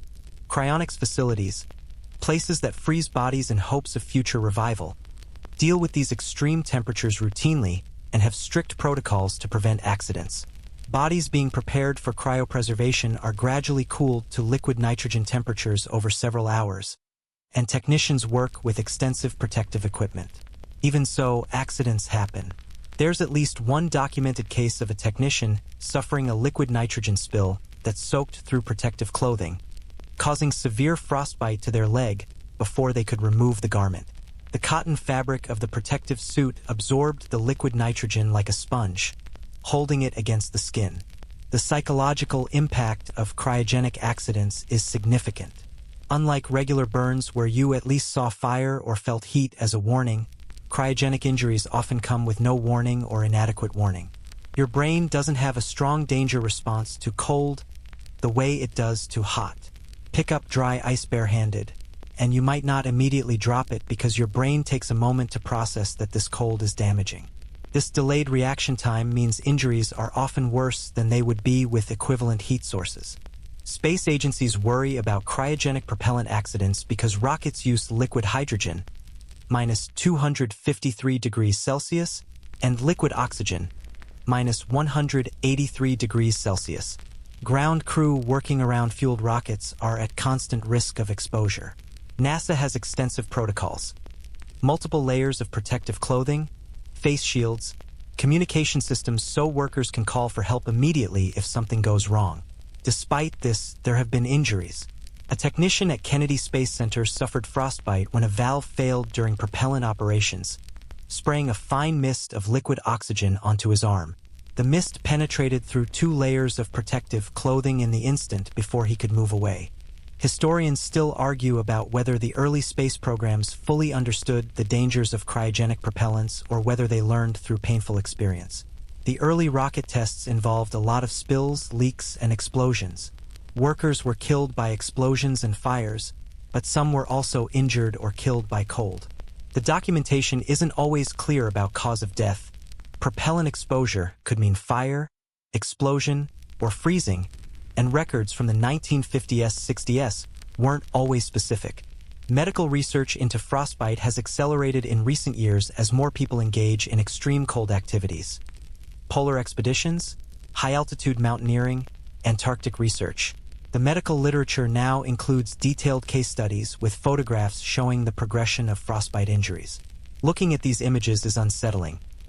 Blackened fingers that look mummified, noses that have partially detached, feet where individual toes have become separate, dead chunks of tissue that the body is trying to reject. One particularly detailed case study involves a mountaineer who suffered severe frostbite during a K2 summit attempt. The temperature at the summit was around minus 60 degrees Celsius with wind chill making it effectively colder. He summited, but on the descent, exhausted and moving slowly, he spent too long at extreme altitude and temperature. By the time he reached lower camps, his hands and feet were frozen solid. Medical teams began rewarming treatment, but the damage was done. Over the following weeks, his fingers and toes turned black as the tissue died. He eventually lost all his toes and most of his fingers. The photographs in the medical journal show the progression. Initially swollen and red, then blistered, then darkening, then finally black and mummified before surgical amputation. The case report notes that the climber cried frequently during the ordeal, from pain, from grief over his injuries, from frustration. But by the time he was crying, he was in a heated hospital, so his tears functioned normally. Had he cried during the actual cold exposure on K2, his tears would have frozen, potentially adding eye damage to his already catastrophic frostbite. The report doesn't emphasize this point, but it's there implicitly. Emotional responses that are normal and healthy at regular temperatures become additional injury vectors at extreme cold. You're reading this in perfect comfort, all your fingers and toes present and functional, your eyes working correctly, your skin at a comfortable temperature. The case studies and accident reports are just stories to you, cautionary tales about situations you'll probably never encounter. But they're real. Every case study is someone's actual experience. Someone who now lives with permanent damage from a brief encounter with extreme cold. The margins of error are razor thin. A few extra seconds of exposure, a slightly colder temperature, inadequate protective equipment, and permanent injury or death becomes likely. Your tears work correctly because you're not subjecting them to temperatures that break the fundamental assumptions your biology was built on. While European explorers were dying in the Arctic from frozen tears and moisture management failures, indigenous peoples had been surviving there for thousands of years. The Inuit, Sami, Yakut, and other Arctic groups developed knowledge systems so sophisticated that modern cold weather experts still study their techniques. These weren't just practical skills, they were entire philosophies about how to exist in environments that seemed to preclude human existence. And central to all of them was an obsessive attention to moisture control that Western explorers took centuries to appreciate. The Inuit peoples of the North American Arctic and Greenland developed clothing technology that wouldn't be matched by Western manufacturers until the late 20th century. Their parkas, the word itself is Inuit from the Nenets language, were engineered masterpieces. Multiple layers of caribou fur, each layer oriented carefully to maximize insulation while allowing moisture vapor to escape outward. The inner layer had fur facing inward for warmth against skin. The outer layer had fur facing outward to shed wind and snow. Between them, air trapped in the hollow caribou hair shafts created extraordinary insulation. But the genius wasn't just insulation, it was moisture management. Caribou fur naturally wicks moisture away from the body.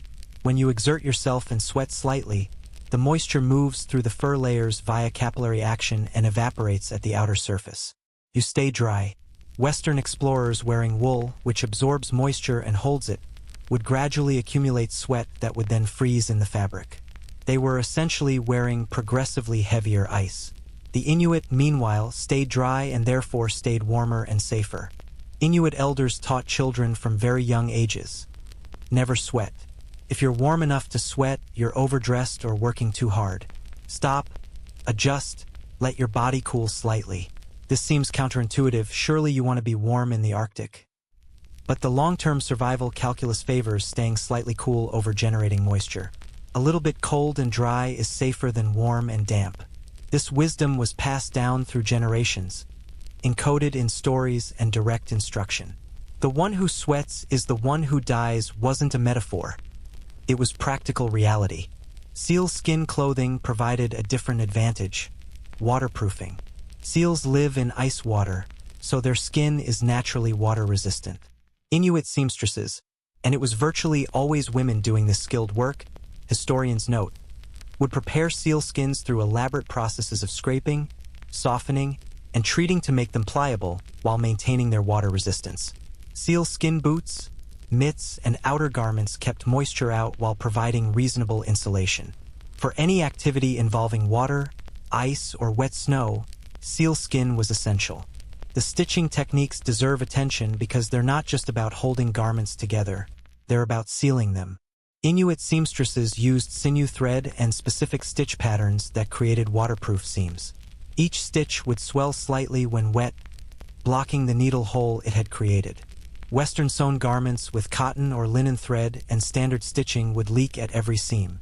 The moisture would freeze, making the garment rigid and cold conductive. Inuit garments remained flexible and dry. Face protection was perhaps the most critical challenge because exposed facial skin freezes rapidly, and you can't cover your face completely without interfering with vision and breathing. The solution was a combination of hood design and movement technique. Deep hoods lined with fur, often wolverine fur around the face opening because wolverine fur resists frost buildup from exhaled breath better than other furs. The wearer would hunch slightly, keeping their face within the hood's protection, and would minimize facial expressions and mouth breathing. Crying, in traditional Inuit culture, was something you did inside shelter, not outside. There are ethnographic accounts from early European contact describing how Inuit individuals who experienced grief or distress while outdoors would maintain blank expressions until reaching shelter, then would allow themselves to cry. This wasn't emotional suppression in the pathological sense, it was pragmatic timing. Express emotion when it's safe to do so, not when it might cause physical injury. Children learned this through observation and direct teaching. Save your tears for the tent. The Sami people of northern Scandinavia developed similar but distinct cold weather adaptations. Their traditional gakti, a tunic-style garment, used reindeer hide and wool in layered combinations. The Sami herded reindeer, giving them intimate knowledge of reindeer biology and the properties of reindeer materials. They understood which parts of the reindeer hide provided the best insulation, which parts were most flexible, which were most durable. A Sami gakti wasn't generic, it was custom-engineered for the wearer's body and their specific activities. Sami snow shelters, lavu, similar to teepees, used reindeer hides over a wooden frame. The design allowed fire smoke to escape while retaining heat, and the reindeer hide covering would accumulate a layer of snow that provided additional insulation. Inside a properly managed lavu, you could be comfortable at temperatures well above freezing even when outside air was minus 40 degrees Celsius. The key word is managed. Maintaining the shelter required constant attention to ventilation, fuel, and moisture control. The Yakut people of Siberia, those hardy souls who live around Oymyakon and Verkhoyansk, developed architecture and lifestyle patterns adapted to minus 60 degrees Celsius to minus 70 degrees Celsius winters. Traditional Yakut houses were essentially nested structures.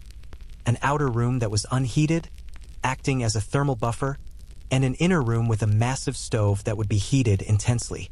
You'd spend most of winter in the inner room, only briefly venturing to the outer room or outside for essential tasks.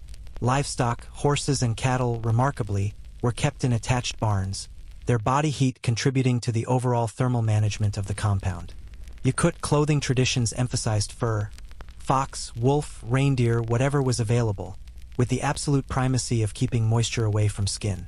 They used scratched leather and fur prepared through laborious processes that made them resistant to moisture penetration.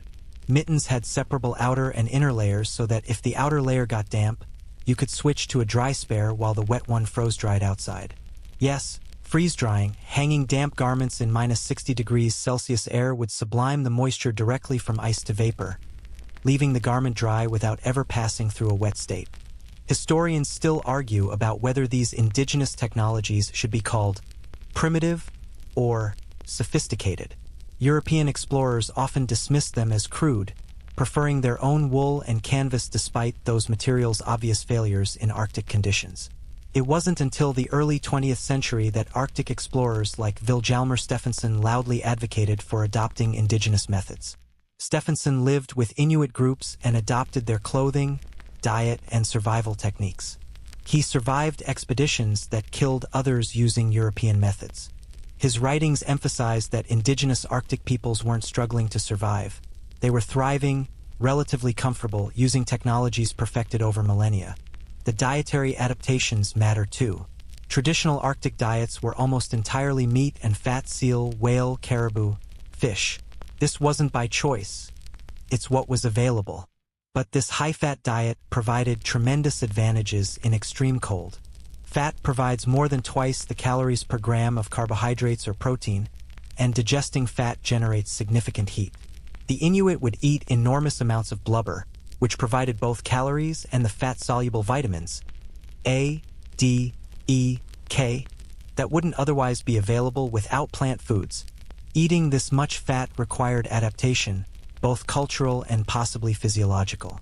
European explorers trying to adopt high-fat diets often got sick from it, their bodies unaccustomed to processing that much lipid.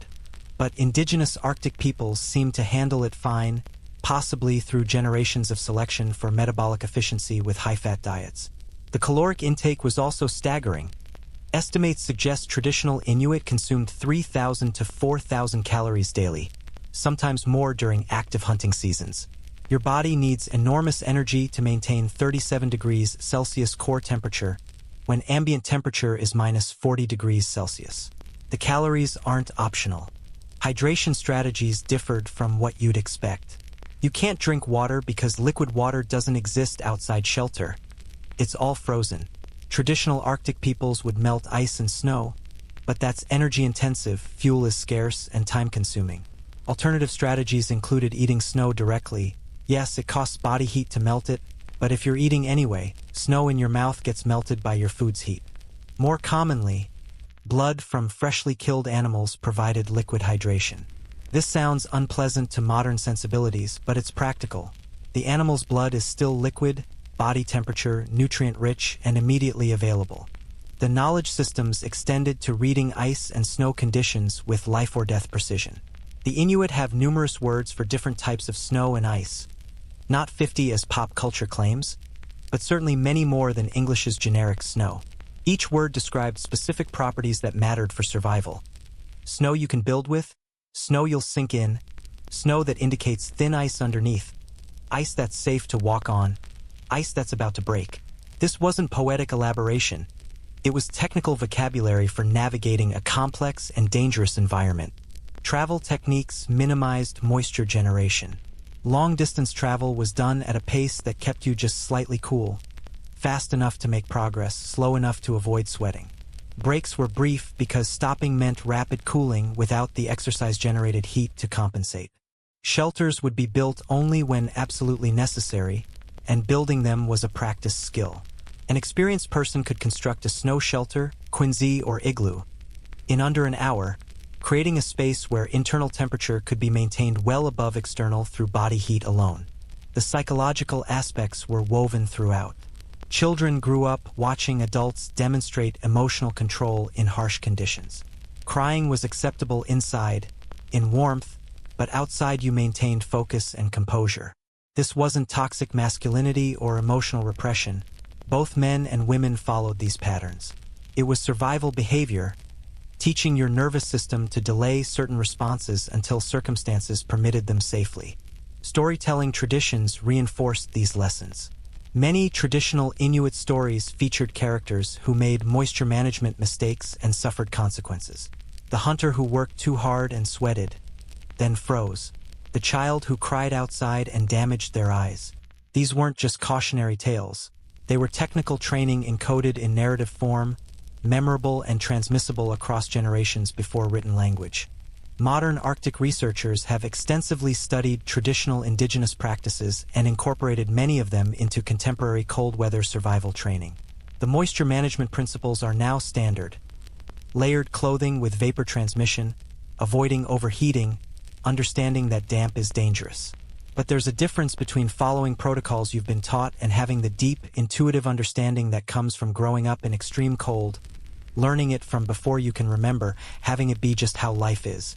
Some indigenous communities still practice traditional cold weather living, but many have transitioned to modern heated housing and synthetic fabrics. There's ongoing discussion about whether traditional knowledge is being lost. Elders who remember life in snow houses and caribou skin clothing are aging. Younger generations, growing up with oil heaters and Gore-Tex, may not develop the same intimate relationship with cold. This represents both progress, fewer people suffering from cold exposure, and loss, accumulated wisdom about human adaptation to extreme environments disappearing. You're drifting deeper into sleep, warm and safe, in a world that doesn't require you to know how to survive minus 60 degrees Celsius winters. The knowledge systems developed by Arctic indigenous peoples represent one of humanity's most remarkable adaptive achievements. Not just surviving but thriving in conditions that seem fundamentally inhospitable. They understood, long before Western science explained it, that moisture is the enemy in extreme cold, that your own body's responses need to be managed carefully, that even your tears can kill you if you're not careful. That wisdom, refined over millennia, deserves respect rather than dismissal. It kept people alive for generations in the harshest environments Earth offers. Modern militaries spend enormous resources training soldiers to survive and fight in extreme cold because wars don't stop for weather. From the Winter War between Finland and the Soviet Union to modern Arctic military exercises, armed forces have learned, often through catastrophic casualties, that extreme cold is an enemy as dangerous as any human adversary. And central to that training is learning to control every bodily function that generates moisture, including the involuntary response of crying under stress. The Soviet-Finnish Winter War of 1939 to 1940 provides perhaps the starkest example of how cold weather competency determines military outcomes independent of other factors. The Soviet Union invaded Finland with overwhelming numerical superiority. Roughly 3 times as many soldiers, 30 times as many aircraft, 100 times as many tanks. By conventional military analysis, Finland should have been conquered in weeks. Instead, the war lasted over 3 months and cost the Soviets catastrophic casualties. One major reason: the Finnish forces were cold weather experts. The Soviets largely weren't. Finnish soldiers wore layered wool and used skis for mobility, allowing them to move quickly through snow-covered forests. They understood moisture management, they knew not to overexert, they knew how to prevent sweat accumulation, they knew to change socks regularly even in combat conditions. Soviet soldiers, many from warmer regions of the USSR, wore uniforms inadequate for -40°C temperatures. They marched in formation on roads because they lacked ski training. They generated sweat from exertion, which froze in their clothing. At night, exhausted and damp, they tried to sleep in temperatures that killed them. The casualty figures are staggering. Estimates suggest the Soviets lost somewhere between 126,000 to 167,000 dead, with many deaths from cold exposure rather than combat. Soviet medical reports from the period describe soldiers with severe frostbite, feet frozen solid in their boots, hands blackened and useless. In some units, more soldiers were lost to cold than to Finnish bullets. The Finnish losses were roughly 26,000 dead. Still terrible, but a fraction of Soviet casualties. The Finns weren't magically immune to cold. They just understood how to function in it. Historians still argue about whether the Soviet command anticipated the cold weather challenges or simply assumed numerical superiority would overcome environmental factors. Either way, the lesson was brutal. Send unprepared troops into extreme cold and they become casualties before they ever engage the enemy. The Soviets learned from this disaster. By the time they faced the German invasion in 1941, their winter warfare doctrine had improved significantly. The Germans, meanwhile, were about to learn the same lessons the hard way. Operation Barbarossa, Germany's 1941 invasion of the Soviet Union, is famous for many reasons, but the winter of 1941 to 1942 deserves special attention. The Wehrmacht pushed deep into Soviet territory expecting quick victory. When that didn't happen and winter arrived, German forces found themselves fighting in conditions they were utterly unprepared for. Temperatures dropped to -30°C to -40°C around Moscow. German uniforms were designed for Western European climates: wool overcoats, leather boots, cotton underwear. Inadequate, German soldiers died from cold in enormous numbers.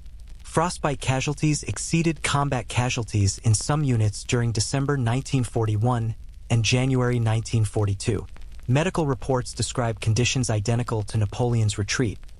Frozen extremities, soldiers unable to hold weapons because their fingers were frozen, men dying in their sleep from hypothermia. The psychological reports note increased emotional breakdowns, soldiers crying from despair, from pain, from the realization that they were trapped in an environment that was killing them. Those tears froze on their faces, adding minor tissue damage to their already extensive frostbite. The weapons failures due to cold are particularly illustrative. German firearms and vehicles used lubricants designed for moderate climates. At -35°C, these lubricants became thick, viscous, or solidified completely. Machine guns jammed. Tank engines wouldn't start. The cold wasn't just killing soldiers directly, it was disabling their equipment. Soviet forces, using equipment designed for Russian winters with appropriate cold weather lubricants, maintained operational effectiveness. Technology that works at 0 degrees Celsius doesn't necessarily work at minus 35 degrees Celsius, and the Germans learned this through operational failure. Fast forward to modern times, and militaries now conduct elaborate cold weather training. The U.S. Army's Northern Warfare Training Center in Alaska puts soldiers through courses designed to teach extreme cold survival. The Marine Corps Mountain Warfare Training Center in California has winter training programs. NATO conducts regular Arctic exercises, cold response in Norway being the largest. These aren't optional training extras. They're considered essential because climate change is actually making Arctic regions more militarily important as ice melt opens new sea routes and resource access. The training protocols obsessively emphasize moisture control. Soldiers learn the COLD acronym. Keep it clean, avoid overheating, wear it loose and in layers, keep it dry. That second point, avoid overheating, seems counterintuitive until you understand the moisture danger. Modern military cold weather gear is sophisticated. Synthetic base layers that wick moisture, insulating mid-layers, waterproof breathable outer shells. But the gear only works if you manage your body's heat and moisture output. Sweat even slightly, and that moisture has to go somewhere. It can wick outward through your layers, it can freeze in your clothing, or it can stay on your skin. None of these options are great at extreme cold. Emotional control is part of the training, though it's rarely stated explicitly. Soldiers are taught to manage stress, to stay focused under adverse conditions, to suppress panic responses. While this is framed as psychological resilience, it has the practical effect of preventing behaviors like crying that would cause additional problems in extreme cold. A panicking soldier who breaks down crying in minus 40 degrees Celsius conditions is now dealing with frozen tears on top of whatever crisis caused the breakdown. The military doesn't necessarily explain it in those physiological terms, but the outcome is the same. Emotional regulation becomes a survival skill. The British Royal Marines have a particularly intense cold weather training program conducted in Norway above the Arctic Circle. Recruits spend weeks learning to survive and fight in temperatures that regularly hit minus 30 degrees Celsius or colder. The psychological element is significant. They're being pushed to physical and emotional limits in an environment that's actively hostile. Some recruits break, crying from exhaustion and stress. The instructors aren't unsympathetic, but the lesson is clear. Figure out how to manage your emotional responses, because in actual cold weather operations, you won't have the luxury of a breakdown. Russian military doctrine, informed by centuries of winter warfare experience, emphasizes cold acclimatization. Russian soldiers train extensively in Siberian conditions. There's an element of national pride in cold weather toughness. Russia sees itself as uniquely capable in winter warfare, with historical victories over Napoleon and Hitler as proof. Whether this confidence is fully justified is debatable, but the training is real. Russian soldiers learn to function at temperatures that would incapacitate most other militaries. Canadian forces also deserve mention, given Canada's Arctic territory and climate. Their cold weather training includes survival exercises where soldiers are deliberately put in situations of controlled adversity, limited shelter, reduced rations, extreme cold exposure, to build confidence and competence. The psychological aspect is explicitly addressed. Soldiers are taught that human beings can survive remarkable cold if they maintain discipline and follow protocols. Panic kills. Emotional dysregulation kills. Crying makes things worse. Modern military gear has largely solved the frozen tears problem through face protection. Full face masks, goggles, balaclavas, when properly deployed, they create a microenvironment around your face that's warmer than ambient. Your breath and skin heat warm the space slightly. Tears can still form, but they're less likely to freeze immediately because they're in a protected zone. However, this gear is only effective if worn correctly and maintained properly. Goggles fog and freeze from condensation. Face masks accumulate ice from breath moisture. Soldiers have to constantly manage these issues. The psychological reports from modern Arctic military exercises note that emotional control remains challenging. Even well-trained, well-equipped soldiers experience stress responses in extreme cold. The difference is that trained soldiers recognize these responses and have protocols to manage them. Feel yourself getting emotional? Focus on your breathing, check your gear, run through your task list. The structured response interrupts the emotional cascade before it reaches crying. Special Operations Forces conducting winter warfare operations face even more extreme challenges. A SEAL team or SAS unit operating in Arctic conditions might be isolated for extended periods with no possibility of quick extraction if things go wrong. The selection process for these units partially screens for cold tolerance and emotional regulation under stress.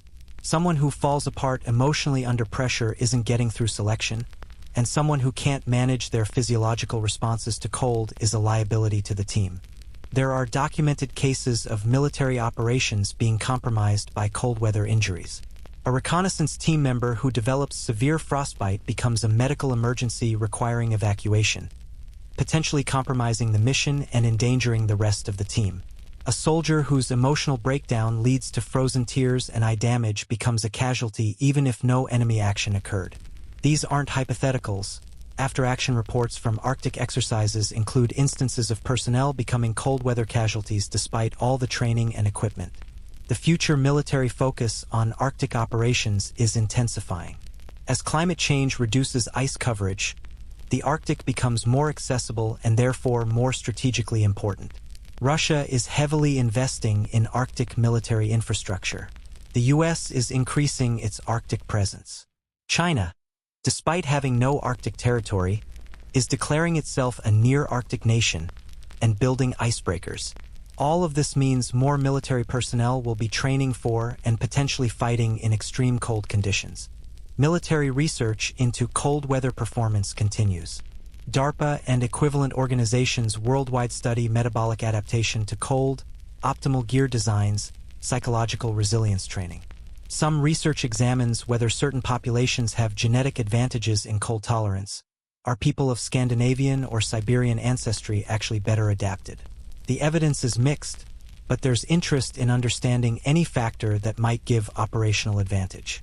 Historians still argue about whether any military has truly mastered cold weather warfare or whether everyone is just managing the difficulties to varying degrees of success.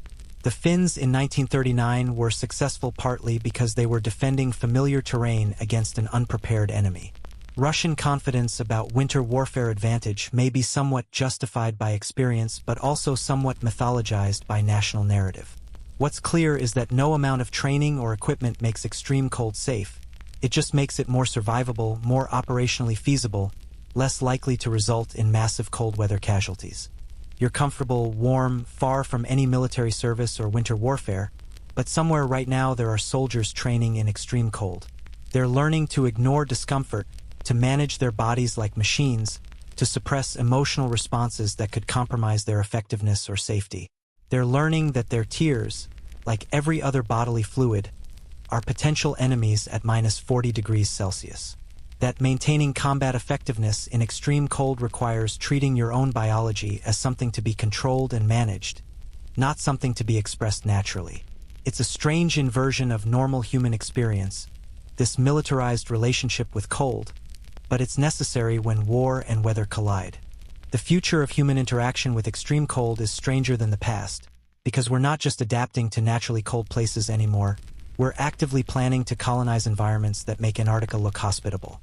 Mars, with its average surface temperature of -63 degrees Celsius and extremes down to -140 degrees Celsius at the poles, represents the next frontier of human cold exposure.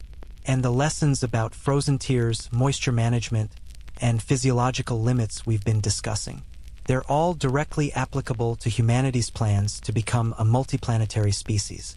Climate science presents a paradoxical scenario. Global warming is the dominant trend, but regional cold extremes may actually intensify. Polar vortex disruptions, where the jet stream wobbles and sends Arctic air plunging southward, are becoming more common. Cities that rarely experience extreme cold are getting hit with temperatures they're not prepared for. Texas in February 2021 saw temperatures drop to -19 degrees Celsius in places that usually don't go below freezing. The infrastructure failed, people died, and it revealed how unprepared modern civilization is for cold outside expected parameters. As Arctic ice melts, more human activity is pushing northward. Mining operations, oil and gas extraction, shipping routes through the newly navigable Northwest and Northeast passages. All of this means more people spending more time in environments where minus 40 degrees Celsius to minus 60 degrees Celsius temperatures are routine in winter. The knowledge about extreme cold that was once relevant only to indigenous peoples, explorers, and researchers is becoming important for industrial workers, ship crews, and anyone involved in Arctic resource exploitation. The corporate response to this has been interesting. Companies operating in extreme cold regions now have extensive protocols and equipment requirements. Gone are the days of sending workers north with standard winter coats and hoping for the best. Modern Arctic industrial operations provide gear comparable to Antarctic research stations. Extreme-rated parkas, insulated boots tested to minus 100 degrees Celsius, face protection systems, heated facilities with strict time limit protocols for outdoor exposure. The liability costs of cold weather injuries have driven this improvement. Lawsuits from frostbite victims are expensive, and dead workers are both tragic and financially costly. But the real extreme cold frontier is space. The International Space Station maintains a comfortable 21 degrees Celsius internal environment, but outside, in the vacuum, objects in shadow can reach temperatures below minus 150 degrees Celsius. Mars presents a different challenge. It has an atmosphere, thin as it is, actual weather, and temperature variations from minus 20 degrees Celsius on a sunny equatorial afternoon to minus 140 degrees Celsius in polar winter darkness. Any human presence on Mars will be dealing with cold that makes our minus 71 degrees Celsius threshold look almost warm. The moisture issues we've been discussing throughout become even more critical in space environments. In zero gravity, tears don't fall. They accumulate as growing blobs of liquid adhering to your eyeball through surface tension. Astronauts who cry in space describe the sensation as deeply uncomfortable. The tears just stay there, creating a wobbly ball of liquid that interferes with vision until you manually wipe it away. Now imagine this in a cold environment. A Martian habitat will be heated, but any suit breach, any time outside in a compromised suit, and moisture becomes a catastrophic problem. NASA and other space agencies obsessively study moisture management for exactly this reason. Spacesuits have elaborate humidity control systems because astronauts sweat, breathe out water vapor, and occasionally need to urinate during extended EVAs, extravehicular activities. All of this moisture has to be captured, managed, and removed from the suit environment. On Mars, where external temperatures are extreme cold, any moisture that reaches the outer layers of a suit will freeze instantly. Ice buildup can compromise suit flexibility, damage equipment, and create hazards. The psychological preparation for Mars missions includes cold weather analog training. Crews spend time at Antarctic research stations or Arctic bases specifically to experience prolonged isolation in extreme cold environments. The reasoning is that Mars will combine these elements. You're isolated, you're in danger from the environment, you can't leave, help is months or years away. If someone has a psychological breakdown and starts crying in their Martian habitat, that's a problem not just for them but for the entire crew. The social dynamics of small, isolated groups under stress include emotional contagion. One person's breakdown can destabilize others. Historians still argue about whether humanity is ready for Mars colonization from a psychological perspective, let alone a technological one. The few dozen people who've wintered over in Antarctica represent a tiny data set. We don't really know how humans will handle years-long missions in extreme cold isolation. Some researchers are optimistic, pointing to human adaptability. Others note that every Antarctic station has documented cases of severe psychological problems, and that's with the knowledge that you can eventually leave. Mars colonists might be there permanently. There may not be a leave option. The vision of terraforming Mars, making it Earth-like, includes warming it up as a central goal. But even optimistic terraforming scenarios take centuries. For the foreseeable future, Mars means cold. Permanent structures will need to maintain internal temperatures against external cold that's worse than any Earth environment. The energy costs will be enormous. A habitat that loses power even briefly becomes a death trap as internal temperature plummets toward ambient. This means redundant systems, enormous power generation capacity, and constant vigilance against failures. Back on Earth, climate science is revealing that extreme cold events are becoming more unpredictable. The statistical models that predicted weather patterns for the past century are shifting. A once-in-100 years cold snap might now occur every 20 years. Cities need to prepare for temperature extremes they've rarely or never experienced. This means infrastructure changes, water pipes that can handle freeze-thaw cycles they weren't designed for, power grids that can handle heating demand spikes, emergency protocols for populations unfamiliar with extreme cold dangers. The medical system is adapting too.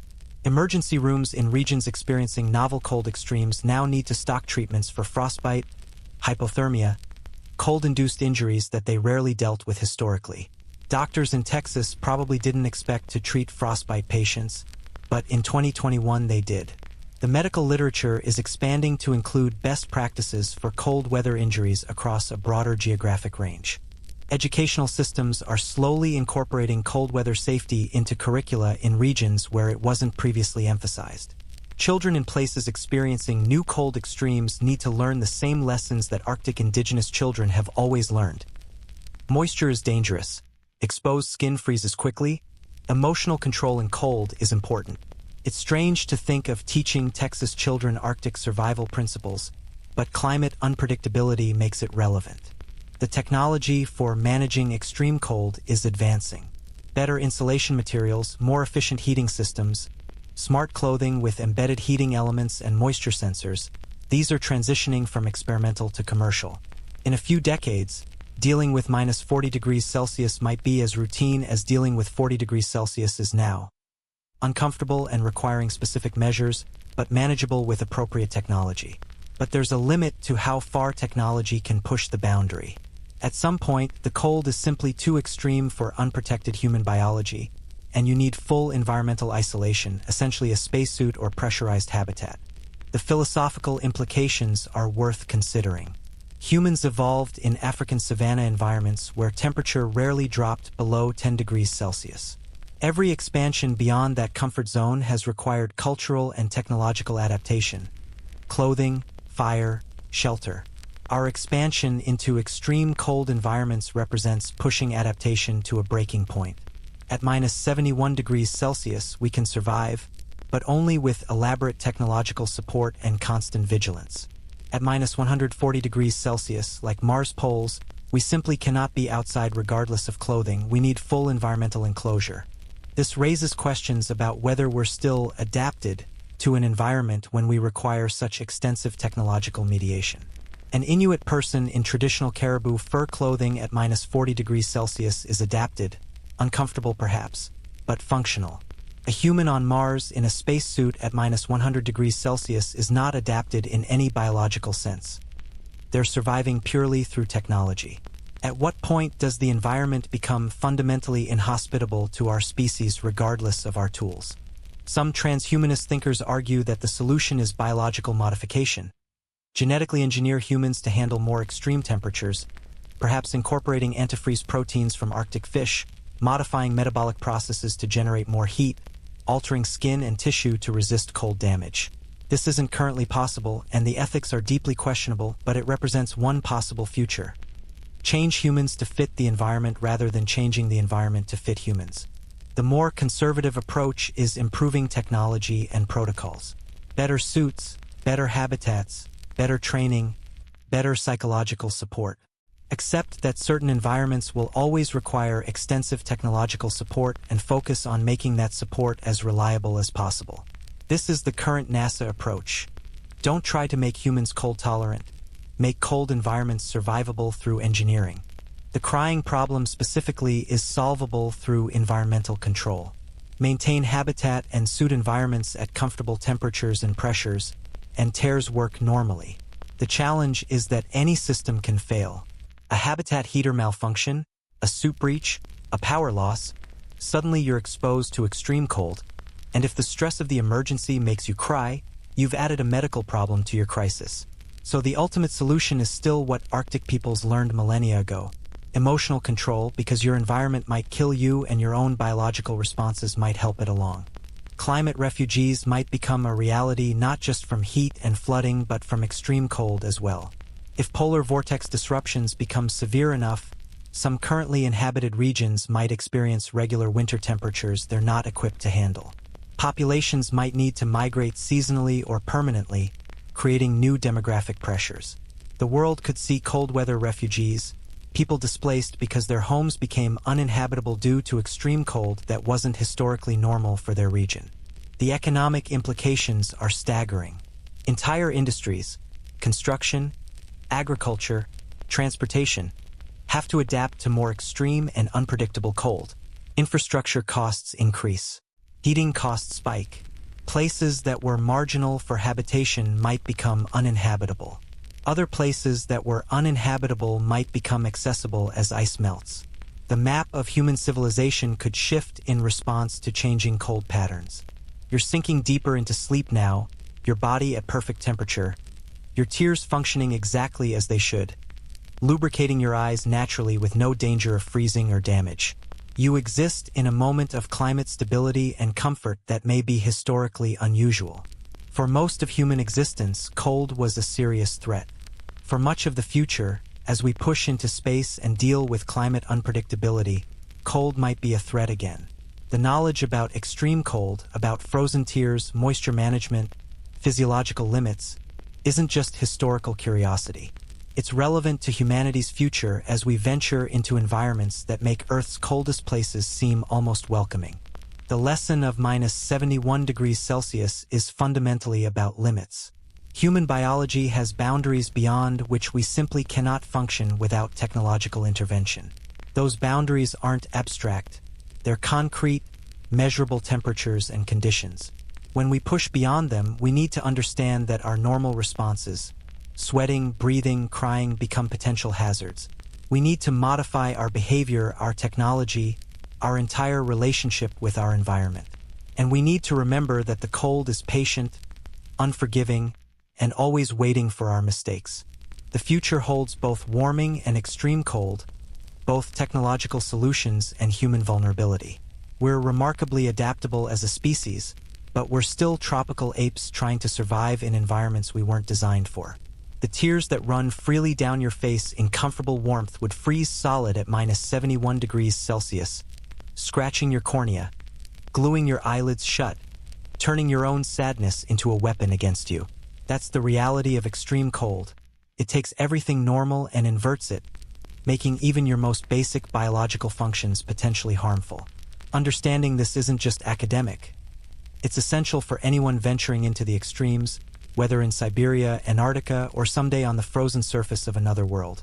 And now, as promised, your wind down. The cold places of our world hold a particular kind of silence, a stillness that wraps around you like the darkness between stars. You've journeyed through frozen landscapes tonight, walked beside explorers who didn't make it home, stood in research stations where people choose isolation and extremity, learned lessons written in frostbite and survival. But here, now, in your warm and gentle space, these stories become simply that, stories, distant and safe, unable to touch you. Your breathing has slowed, deepened, finding its own rhythm like waves on a distant shore. The cold can't reach you here. Your tears, should they come, will never freeze. Your body maintains its perfect temperature without conscious effort, performing its quiet miracles while you drift further into rest. Outside your window, whatever temperature exists, whatever weather moves through the darkness, you remain untouched, protected, warm. The people in those cold places, Oymyakon residents, Antarctic scientists, soldiers training in Arctic darkness, they continue their lives in environments that seem impossible. But you don't need to join them. You need only to rest, to let your mind quiet, to allow sleep to fold around you like layers of the warmest clothing ever imagined. The stories settle like snow, covering everything in soft whiteness, muffling all sound, until there's nothing but peace and the gentle drift toward dreams. Tomorrow exists somewhere beyond this moment, but it's far away, unimportant, something for your future self to consider. Tonight, there's only this warmth, comfort, safety, and the easy slide into sleep. The cold holds no claim on you. You are here, you are safe, you are exactly where you need to be. Let it all go now. Let the stories fade. Let sleep take you gentle and complete. Sweet dreams.